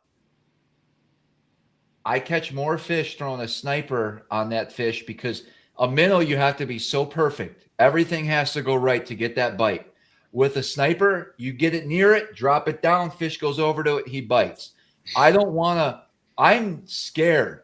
I'll admit this. I'm scared to shake a minnow over some of these fish, because I know listen, JP's probably a better minnow shaker than me. And there's one spot where I say you make that cast, because it's a minnow spot. But other than that, I'm going to throw a jig over versus a minnow shaking fish any day. Yeah. That river. 100%. When you're shaking a minnow, you have a window of like 40. If you make a really good cast, like say you see him at 100 foot, you make your cast to 80, and you work that fish. When he gets like close to the boat, say 20, 30 feet from the boat, your window is 30 feet from the boat to 80. So you have like a 40 to 50 foot window to trigger that fish to bite before he gets too close to the boat, and then he doesn't bite because he sees the boat. So you have a very short window. If you're talking maybe 15 seconds, right, while you're shaking the minnow and you're constantly reeling because you got to keep it up and moving.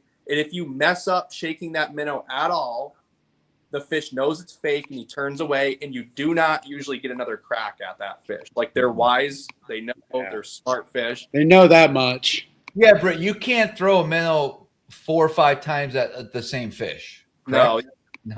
It's really tough to get them. They're getting. My question is, why would you choose to? I mean, you're an angler, you're a good angler, but it's like to Travis's point, more and more, it's like a confidence thing. Like, I don't throw them out. yeah, like I've actually been throwing a minnow less and less because to me, it's like not only are they getting hip to it, but like it seems like a lot of the quality fish will still choose to eat like a bottom bait if they're already oriented to the bottom. Or are you seeing these fish suspended up? Like, are these fish up above the boulders or are they down and you're drawing them all the way up? Each spot, and I'm learning this, certain spots on that river require they feed differently. Like some of the fish that I'm targeting, like the first spot that I started on every morning, it's very deep. And those fish, most of them are suspended like 10 foot off the bottom. And I do not think that they are eating gobies. Like I think that's why I asked is like where they're suspended. Yeah, that spot in particular, I chose to throw a minnow on because every time I throw a sniper there, they go down on it, but it's not what they're doing. They're like oriented differently. Yes, they're set up different in the current. And I think Tom was able to catch them on a drop shot there, which was new to me. I've never caught him on a drop shot there. That's cool. I just thought about starting to throw a drop shot again. Yeah, he got bit on a drop shot. I did. That. But every time I fish it, I just throw a minnow there because I threw a sniper jig on that place too. And I have never caught a fish on a sniper jig on that spot. It's always on a minnow. And then once I got done with that place, I pretty much picked the sniper up for the rest of the day. And I think Tom might have asked me like why I wasn't throwing the minnow on it maybe, or, why choose the sniper versus the minnow. And a lot of it has to do with the location that I'm at now, like the way that I'm fishing these other spots, because those fish are more positioned on the bottom. And the minnow, like I was saying, you get about 15 seconds to trigger that fish to eat the minnow because you're working it. And if you mess it up, you're screwed. With the sniper jig, you can dead stick it, right? So you throw it to them, it hits the bottom, and these fish will either fall. You'll know they'll see it, like because you see the fish on scope, and you'll see it turn to the bait. So if your bait's falling, you'll see the fish if it's swimming away. You'll see him turn, and then sometimes he goes back the other way as your jig hits the bottom. But you keep your live scope. You have to understand where your bait is on the bottom, and then you also have to keep your scope on that fish so you can see him turn around. Yeah, it's amazing. At the same time, you're not moving the bait, and like he saw it, and he turns around and just goes and does something like being territorial or whatever he's doing, and then he'll come back most of the time. And that's why Travis said I leave it dead stick for at least 10 seconds because you're letting that fish, he knows it's there and he's not forgetting about that bait. He knows it's there, and most of the time he will make a second effort to come back to that bait and pick it up. And I feel like if you move the bait too quick, he will lose interest in it. And I think Travis we never really talked about this, but in my opinion, that's definitely a Great Lakes thing, just to be clear. Move that bait. I think he knows like, oh, if this is fake, it's going to start moving because the inside your brain as an angler, you go, oh, he's swimming away. Let's trigger him. I need to get him to bite. So you start moving the rod, and then he knows it's fake. Like he probably sometimes they will. Yeah, that's a great point though. That they've probably seen a million times. That cadence of something comes down, starts moving. It's like, let's give it a fucking minute. Yeah. And then you see this little quiver, and it's like, But again, I watch. Yeah, go ahead. And a bunch of those fish, like I'd throw it, and I'd let it hit the bottom, and I'd just leave it there. And then if the fish comes back and he's like staring at it, I'll, maybe 10, 20 seconds. And then I'll give it like 1 or 2 hops, just quick little hops where I see the jig pop up on the bottom, like maybe a foot or two. and then dead stick it again. And usually that's when they eat it, if they don't eat it on the first initial dead stick. And then then I'm probably going to reel up if he's not interested, and I'm going to make another cast to him and try to get it to fall back in front of him.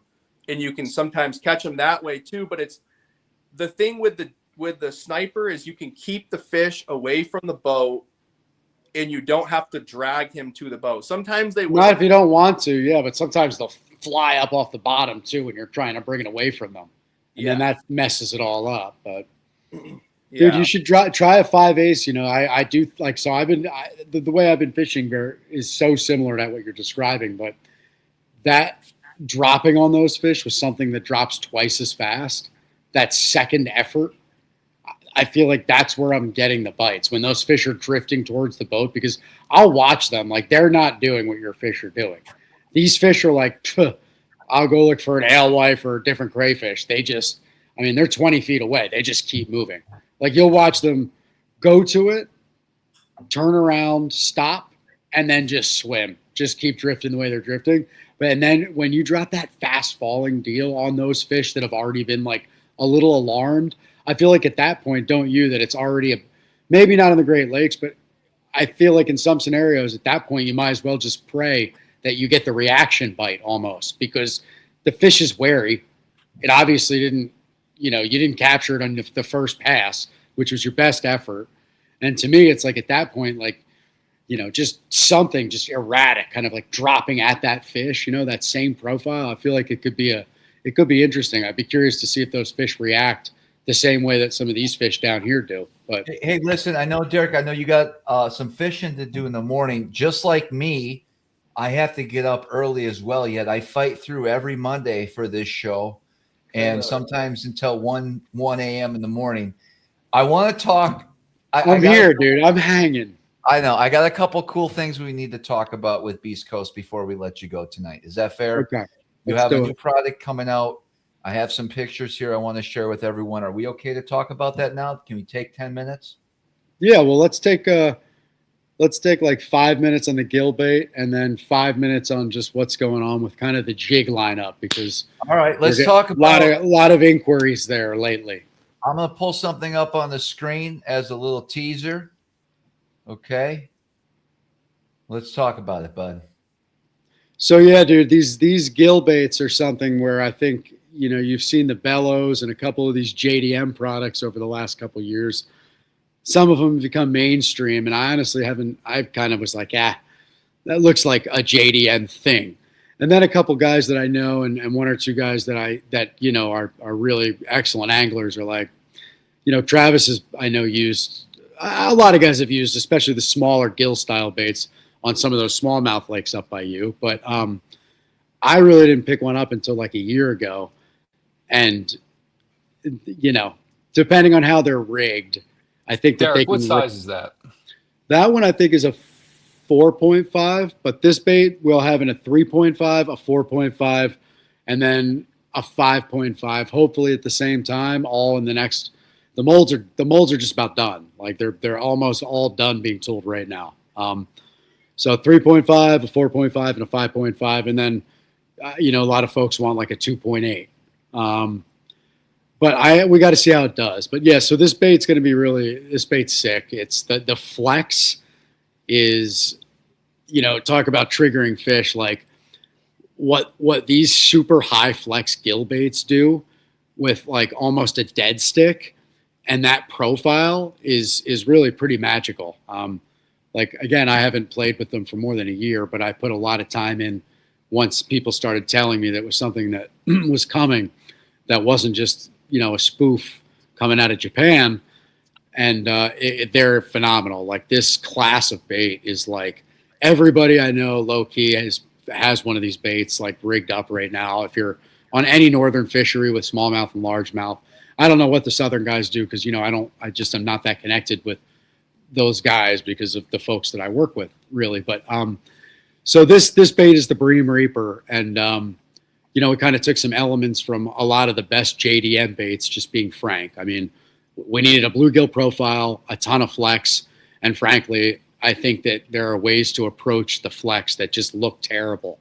And I just can't have a bait that looks shitty. And so this is where we ended up after 3 prototypes. And the thing is, it's got this. It really is. I think it's going to be like a home run. I'm going to have samples for everybody like fairly soon. And what you see here is not quite final. There's actually like a bush hammered, almost like a matte texture to the mold, which gets electrode in like after the mold's done. So this is just a sample. It doesn't have the like actual texture, but the final bait is even more subtle looking than this. Because again, it's like it's totally like it's like almost like a very fine bush hammered texture. So it appears matte. And the bait's fucking awesome. I love that color that you have right there, actually. So this color, this color is a color that Noah Winslow and I work. Noah basically was one of the real reasons because I'd love to see the kid make the elites next year. He's local. And he was one of the 4 guys that were like, dude, this is like a real thing. And this color is like kind of this is like one of his favorites without, going into too much of his business. So, this color is going to be a production color and it's going to be called Gazaz. You're not calling it the Homer Winslow? No. Why would I? I mean, it was kind of his color. Homer Winslow, bud. Yeah. I mean, I know Homer Winslow. Who's Homer Winslow? I missed something went over my head, dude. It says his last name is Winslow. But who's Homer? A painter. It was a joke. That went way over my head. It's all right. It's all right. Hey, welcome back, Eric. What the happened? I hadn't had dinner, man. I was starving. I was about to pass out. You It's been ditched a us to busy, go busy eat? day. I had to grab something, and I didn't want to be rude. I've seen people snack on the show. I've done it a few times, and it drives people crazy when they hear chewing. You got to get some meat sometimes. So yeah, man. I'm excited had for some that. I can leftovers. see a lot of different ways to rig that.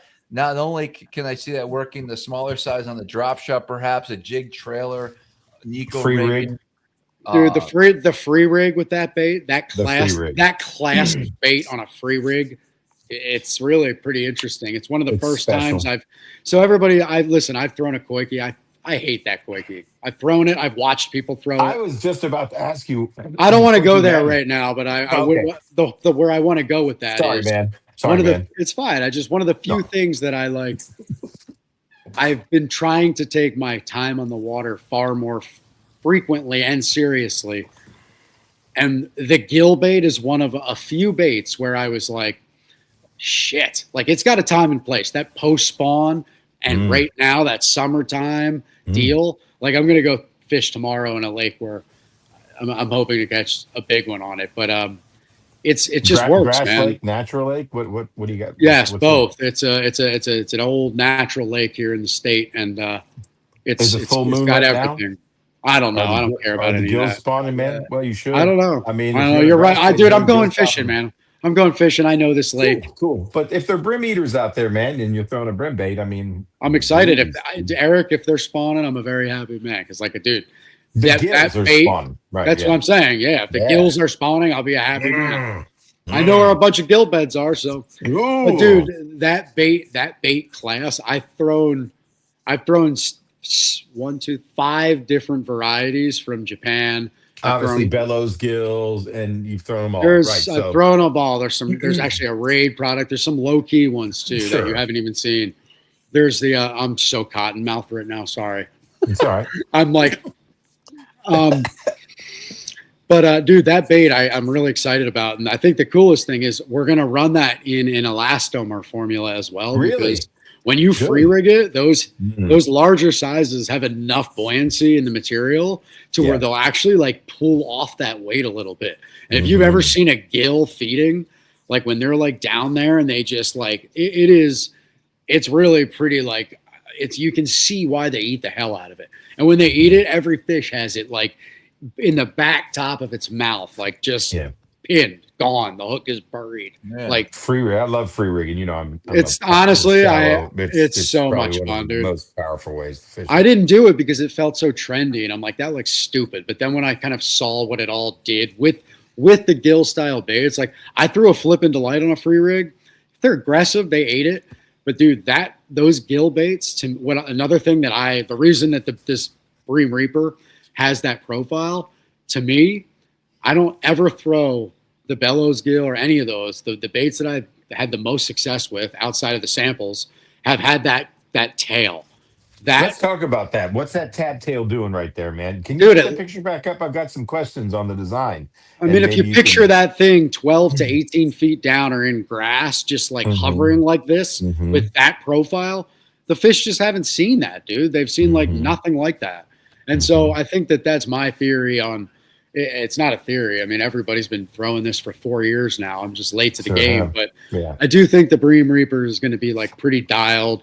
It'll still have a slight spiral in the fall if you want to pitch it around docks, but like that bait on a free rig, because of all that flex, dude, like when you're free rigging that bait and it's popping the weight and moving forward, like it's almost like swimming with like a flow. Like it looks so much like a crippled bluegill that like if you throw that bait around bluegill eating fish, they're like, you're going to catch one of those fish like that. It's just, you're going to catch one. So I'm stoked. I gotta point this out. So you got these little appendages just on the right before the tail. And then I think I see little appendages off the tail. I don't know if that's a function of the mold, but so off the tail, those might just be mold vents because of but these little like fibers right there on the ass end, those are intentional. That's going to make a difference. And they come in clear water. They do make a difference, dude. Those little stupid details, like that's why we put them there. Like I talked to like 4 or 5 guys. Some had opinions, some didn't. I talked to Brett briefly about it, I think, but like I have any opinion on it. I never really fished anything. Exactly. Yeah, like thanks so for the I call, Derek. Well, look, dude, I grabbed a hold of the 2 guys that I'm close with, and I know are. I'm messing with you, dude. Had I known, Eric, flipping a gill bait, Jesus Christ, free rigging. What are you talking about, dude? Smallmouth guys. Robert, a free rig is a tough hook set. Dude, you can fish that with 20-pound fluorocarbon and whack their ass. You dude. can. It's a fun hook set. It really is. It's a power. It's like the better version of the power shot that I did with Travis years ago. Bubble shot, power shot, whatever you want to call it. Dude, it's fun, man. And you have to, when you're power shotting, or when you're free rigging, it's really important to be dialed on the way you're presenting the bait, and you have to do it on slack line. If you tight line it, you're not going to get the benefit of the free rig. So there's some good videos out there. You guys should watch them if you're interested. But that bait free rig, thank us later. Oh yeah, Robert, fish swallow the hook. I see what you mean. Like they eat it deep. Like I did know, like those fish when they eat that, it's a classic thump, and it's all the way in the back, dude. What hook are you using, Derek? I'd like to talk to you. A 4.0 heavy BKK origami Texas rig. Are you using Are you using a the decoy weights? Are you say that again? A what, Brett? A what? You're going in and out. Are you using a straight shank or a EWG? No, EWG. Okay. I like that hybrid one, Gamakatsu, but BKK, sure, great hook. And I'll tell you, I love that. I think it's decoy that makes that little free rig weight. It's got that little. It's like a rubber insert, so your line never frays against the knot. Yep. It's like such an awesome little. That's a great product. That thing is sick. I actually need to order some more of those. Yeah. But anyway, so that's the Bream Reaper. That depending on how these this initial release goes.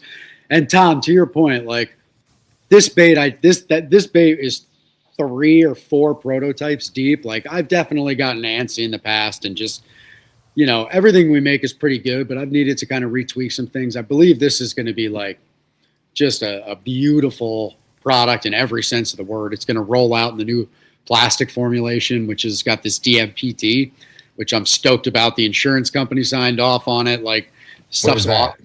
So we're putting this stuff. It's an aquaculture feed stimulus, and it's used all over Europe. It is. I'm really excited, Travis. We're gonna have an awesome filming session with this stuff. Yeah. It's a tiny white powder that makes the fish go fucking wild. Yeah. It is. Yeah, you use. So in our formulation, you use about 5 grams per kilo of our oil. That's the base. And it's that potent that where if you use more than that, it'll actually dissuade them. But it's an amino. It's a naturally occurring amino. And you can literally watch scientific videos on this shit. This is not like intellectual property that I own. This is like, how is nobody using this? By a university that the guy, okay, never mind. Okay. Travis, this is no conspiracy. This is the beautiful thing about this is it requires no marketing bullshit on my end. I literally like took this to the insurance company and an attorney, and we did like some testing. Like I got videos from the actual farm. They had like, it was funny. They had these like emaciated bass that they like test over and where the factories are. But the point is like the way that these fish react to this stuff is like, it looks like a drug to them. Like you can literally watch them and they've been using it to trigger feed fish to fatten up so that they can sell them by the kilo, as trash feed for industry. And so this like stuff crack for fish. It literally makes them want to. It's a naturally occurring like feed stimulus. Crack for fish. Yeah, I've read like 20 pages on it. It's pretty cool. And so this is coming to all of our plastics, and the Brim Reaper will roll out with this stuff in it. And I'm not going to make a marketing deal around it like a lot of companies tend to do in this industry. I think it's just going to be like one of those things that become innate to the plastics lineup, because the plastics lineup's getting like a major facelift. Like the Seduce is getting reformulated. That's coming in a new extra soft PTE formula. Like everything's just getting rebuilt. And so, this will be like a fun addition, and it's just going to be like one of the reasons that Beast Coast plastics are legit. So yeah, that's I think kind of two things in one. And then if you don't mind, I'll roll right into the jig stuff because this is a big deal. Yes. So tungsten's at a price now. Yeah. So we had a big order in right now, deposit paid. So we'll have the plan right now is all of our current kind of hero tungsten products are the Little Mag, the Sniper, the Dozer. Honestly, we sell a shitload of Superflies, although the reviews have been unkind. But for now, the Mag, the Sniper, the Dozer, we've got bismuth alloy and lead versions coming in more sizes and more colors than is currently available in tungsten. So we're talking like 500 new SKUs. And then all of the tungsten stuff, I mean, the whole product line is rebuilt now in lead and bismuth. And we've got new colors, dude. Yeah. Harder than lead, just so everybody knows. So it is, but here's what I don't want anybody to think. Like, don't let the industry bullshit you guys. Like, bismuth is actually harder than lead, but it's less dense. So it's actually bigger. That's true. It's so bigger. So you're going to have a bigger head. It's a lead-free alternative, and it's got a little bit of hardness. It's not tungsten. Don't let these companies say, oh, super metal or whatever. Like, it's bismuth alloy. It's a good, less expensive, lead-free alternative than tungsten. It's good. The hardness is cool. It'll make a good sniper jig. It'll make a good sniper jig. I'll say that. But the point is we've got a shitload of things happening on the back end with the jig lineup, and the tungsten stuff is going to stay available through beastcoastfishing.com.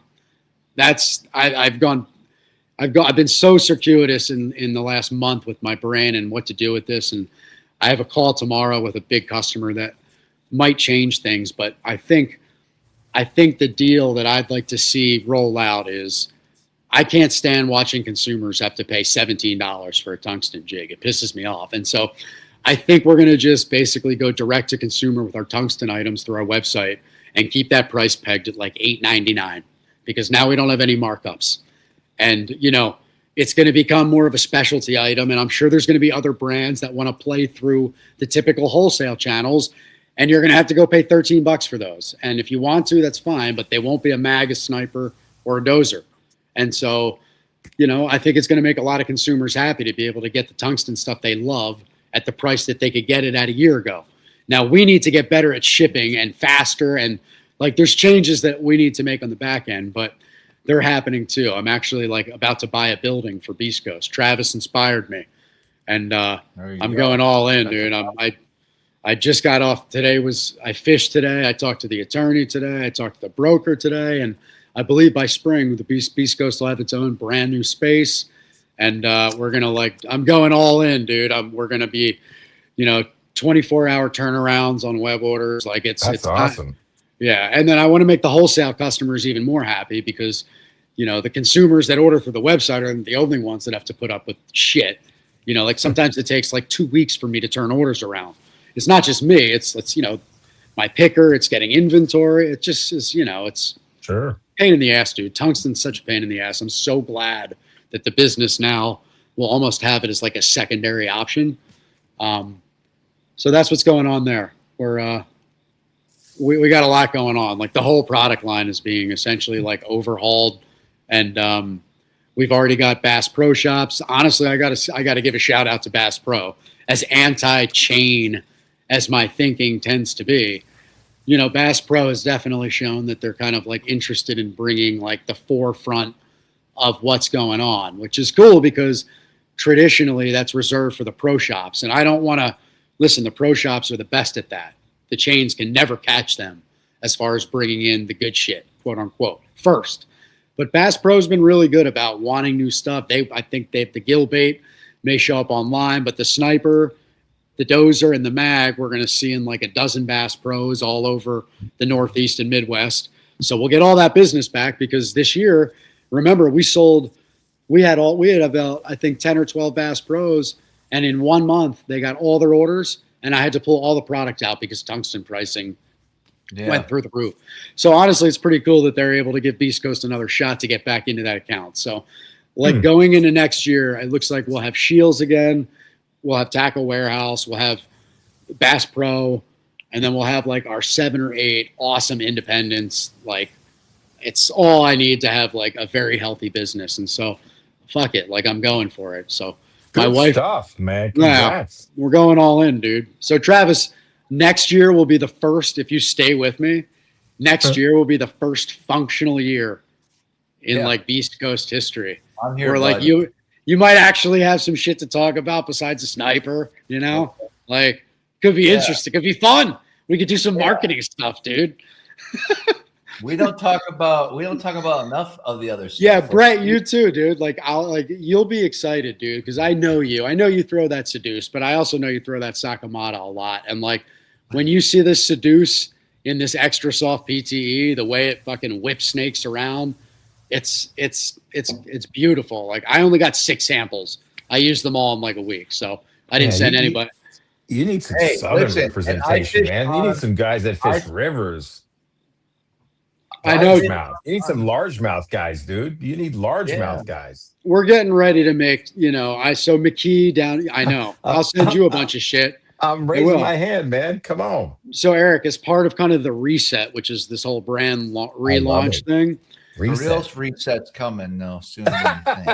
So go ahead. Travis, have you looked at the presentation? It's literally called the Beast Coast, the reset. I saw it. I thought it was what's just the images, man. I love the graphics on that. That's awesome. Oh yeah, dude. I have a premium chat GPT. Dude, the amount that I get done with AI is I know why people hate it. If I was a creative right now in this day and age, I'd be so fucking mad. But it does allow me to get, so that's what I used to build that deck out. And I figured you'd like that with the smallmouth and the largemouth and the clouds and shit. Yeah. But anyways, the I don't even remember where I was going with that. No, we were talking about you're going to have some people come on. You're going to do a package for me. So representation on rivers and down south, right? So as part of the marketing plan, outside of the guys, I am spending $0 next year on any paid media of any sort outside of the guys, and then I'm going to do. I think right now the budget is for 500 full line sample sets. So these are like hundreds of dollars in value a piece. And then I'll have a little stupid handwritten note from myself in there, but that's actually meaningful. And these are going to go out super through you guys. You guys will start the chain. All of you on here, I'll send you guys a bunch of kits for your inner circles. And then there's going to be a web form that collects data. And you guys can tell your buddies yo, if you know somebody that's serious, collegiate anglers, Eric, your crew, Brett, your crew, those guys can kind of low key get one of these kits through this back end secret form. So I anticipate it's going to be like a pretty cool little marketing deal, and it's going to have a sample of every single thing the company makes, all the new shit, like one of everything, like probably like 38 units of samples in a box. Very And they'll all cool. be sexily branded, and so I'm like really quite excited to like head into next year. This year's been awesome only because I've been fishing I've been fishing constantly, dude. Like it's nuts. That's good. Good. That's all, well, like, dude, it's just like, what else is there to do? I offload like a pallet or two of tungsten and live off that for like a month and offload another pallet or two of tungsten. And it's been Lord. great, dude. Yeah. That's So crazy. I kind of don't want it to end, but I also kind of see that like next year, the business is going to be like fucking dialed. Like we have, Let's go. We got a secret Yeah. other business we need to talk about soon. I'll have the room now. I've got my own warehouse now, Okay. Travis. Hey, I'm waiting. I Dude. know what you did last summer, Travis. I get I it. know. All right. I see now. The Guys, bigger picture's coming in. It's a reset time, a reset due times 2. A little Canadian flavor of whiskey. Travis is. I got to get up to that compound again. Yo, we got to figure out a date, dude. Yeah, I said September's light. All right. Just text me back. I do want to get down with a camera and dive with those fish. Oh wow, yeah. Water Now we're temps are talking. falling. Huh? Water temps are falling. What's the temperature? 72. What? What did it get up to? That's how hot it was. when I- 73. Yeah. Oh my god! We Really? saw the peak, bud. We saw the peak. Wow. Damn. I thought it Days was are going to be getting like shorter. 76, 77. You'll Wow. be all right. It doesn't get much hotter. Water clarity's good in a lot of spots, though. Brett, does it ever get hotter than 76 or 77 up there? I think on the St. Lawrence, the hottest I've ever seen was like 75. Is Oh, that no Wow. shit. That's a cold river. Huh. Have you seen it hotter than 75 usually in the summer? Not Travis, maybe 8 years ago Yeah. Mm. is that bad for those No. fish? when they all went deep. No, they'll just go super deep. It's like they'll go 50 foot down. But Oh it my god. was Dude, 70. Derek and I had such an awesome, like we had a lot of good springs up here, but remember that magic rock we found this year, dude? Dude, that one little stupid rock. That's so cool. That was fun, dude. It's not like we just like dicked around and ended up catching like Yeah. a couple 7 like that was just fun though. That's exactly what I wanted to do. Like Yeah. it was fun. You could tell I was in a different mood this year. I just was like vibing with the sniper and the spinning rod, and I just was like, just get me around fish and let me take the graph occasionally. How's We had some Almonte fun. Industries doing right now? I don't even want to say it because it's doing exactly what I said it was going to do like 6 months ago, which is it jumped to 20 and now it's teetering between 14 and 19.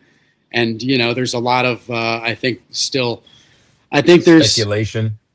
I don't think there's speculation. I think there's a lot of financial things going on that are, kind of freeing up shares in the marketplace, and investors I aren't see. loving it. Speaking of that, Tom, how about our Ah. XRP, bud?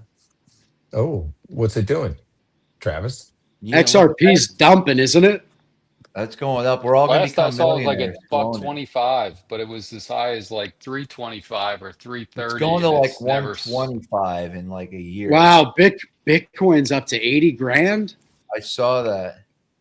That's so stupid. Don't even get me started on this. My You wanna get- personal if you- stash, my personal stash jumped 200 in a week. If you guys want to trigger me, let's have a fucking talk about crypto. Yeah, let's do it.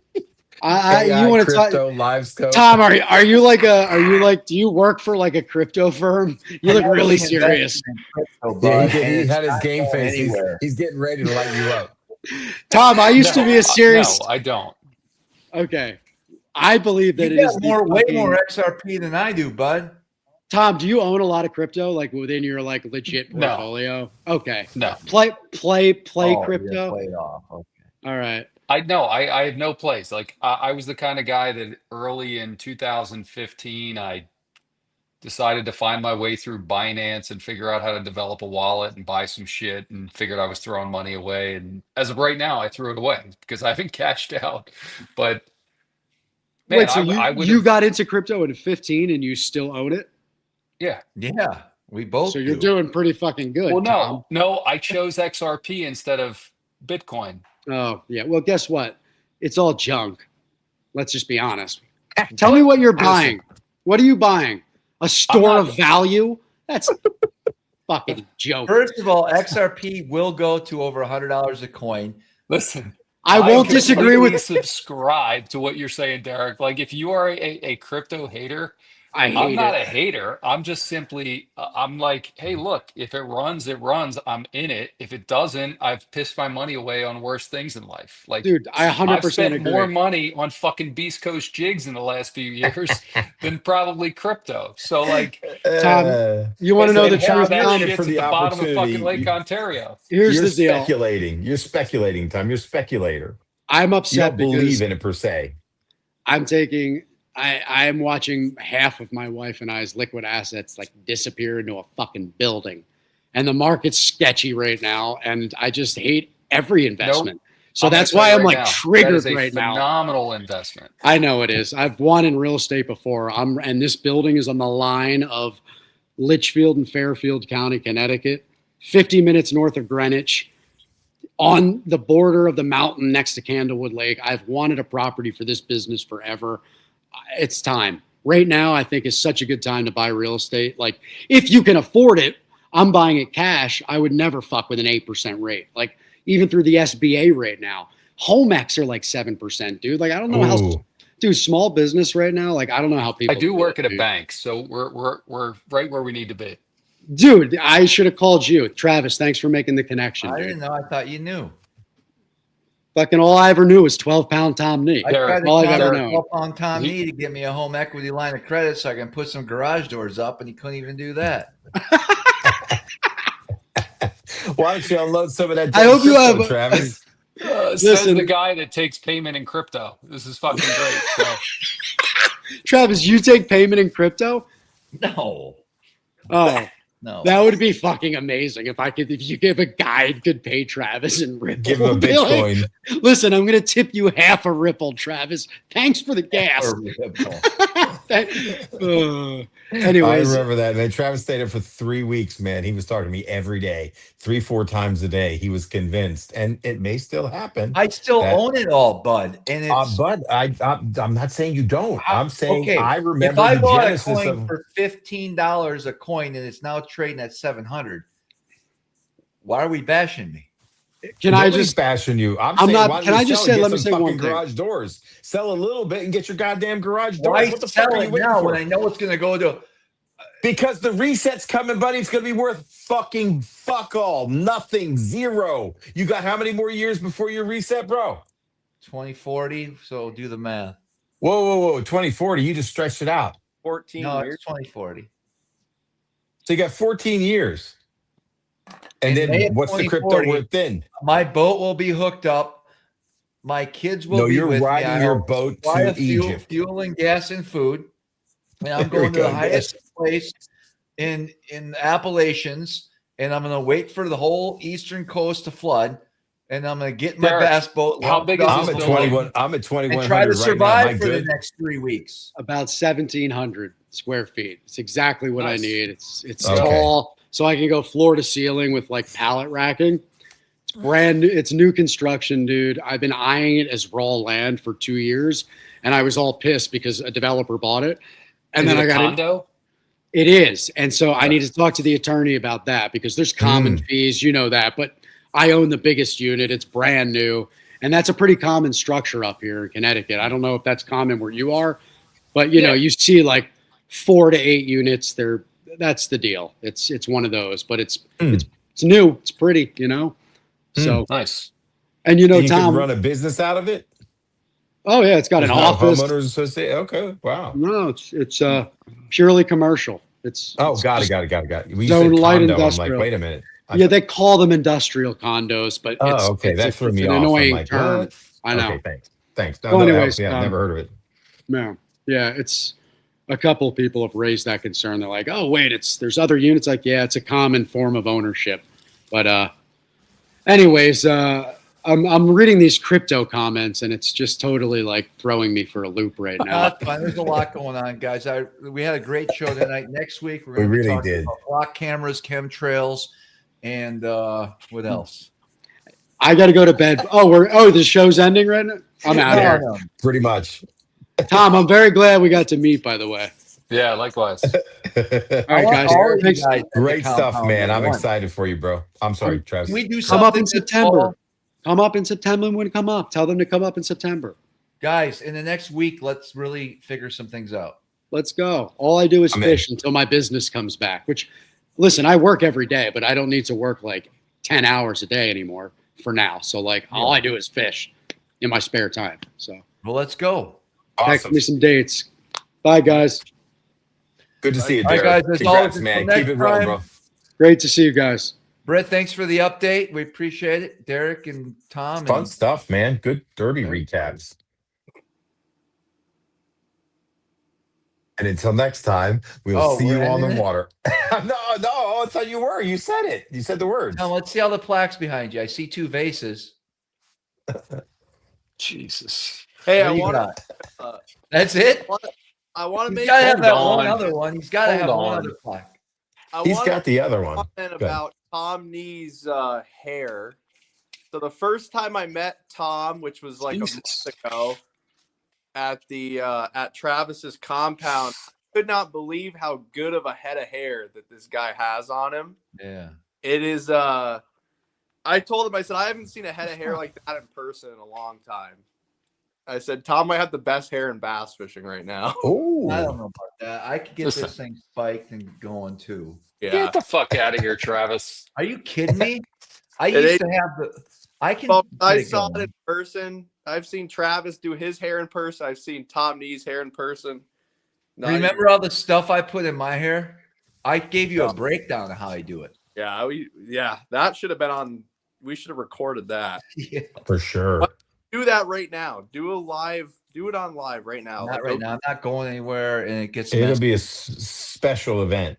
Bro, you did it. We were going down to Cape Vincent to go have a drink, and he's like, I gotta do my hair. I gotta do all this stuff up. And we're like, why? Do my hair. You were there for Oh, that. yeah. You were there for that. And Tom was showing. I was- Yeah. That was the first night that I went up there this year. Well, the only night, other than last weekend. But yeah, I had You'll a be good back. time. The first time we went up there, that was the first time I met Tom, and it was a good time. And We watched the fireworks together. yeah, I mean, we That's got romantic. to experience Cape Vincent and all it has to offer with Travis. Yeah. What's going on this week on Champlain? What's Scott fishing? Are you fishing the same tournament? Toyota Series. Yeah, so I'm fishing it. So you're doing it?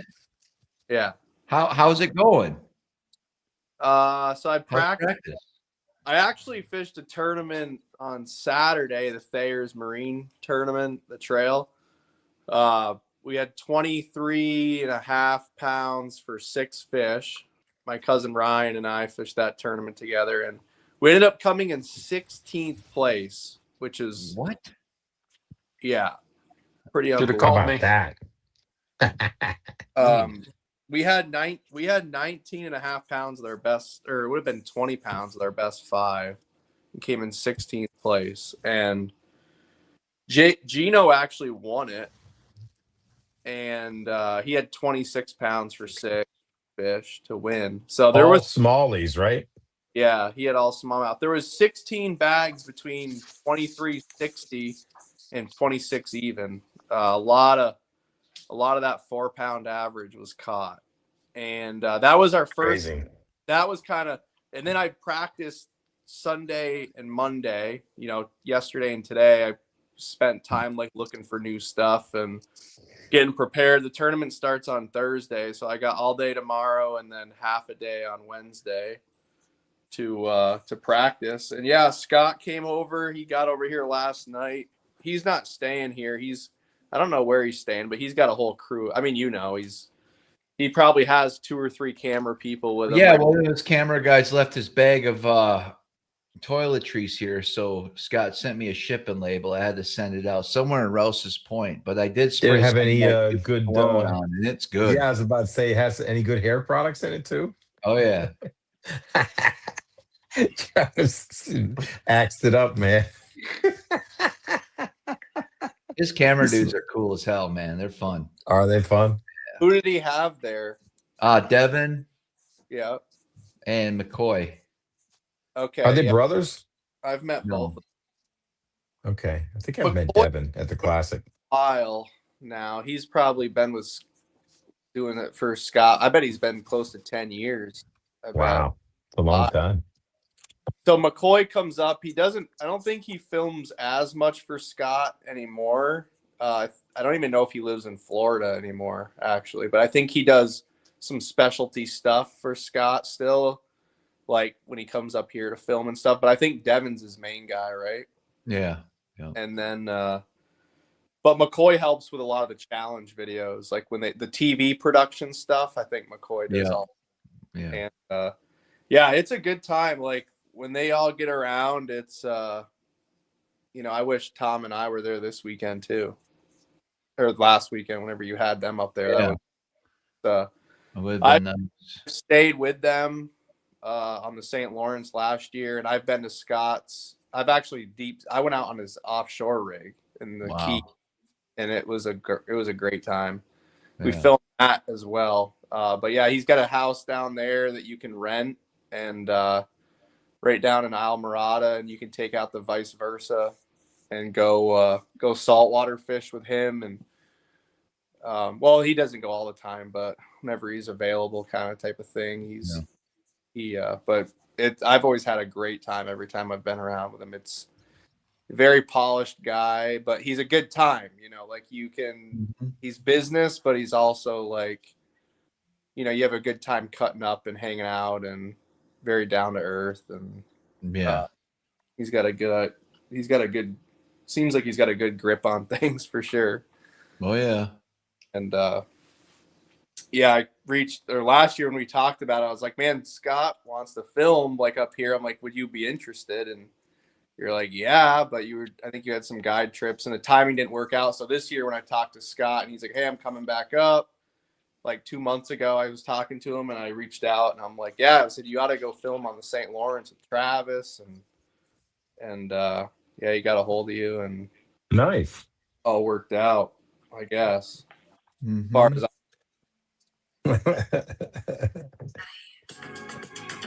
What's Travis? Are you starting to scroll right now? Yeah, I did. He's scrolling. He totally Travis, blew us man. up. All right, guys, it's Brett, time to put a Good bow on luck this this thing, week, man. Brett. I hope you do Good well luck in this week. Champlain. Yeah, me Yeah, too, man. good luck on Champlain, Eric. Good luck at the lake house. Thanks. Have a Celebrate championship family, this weekend. And, until next time. Good luck with the lake. Hey, good luck with XRP and Ripple and all that stuff. And Tom, way to notch another dub against your arch nemesis, Travis Manson. Oh, jeez. And See you until guys. next time, we'll See see you you on the water. All right.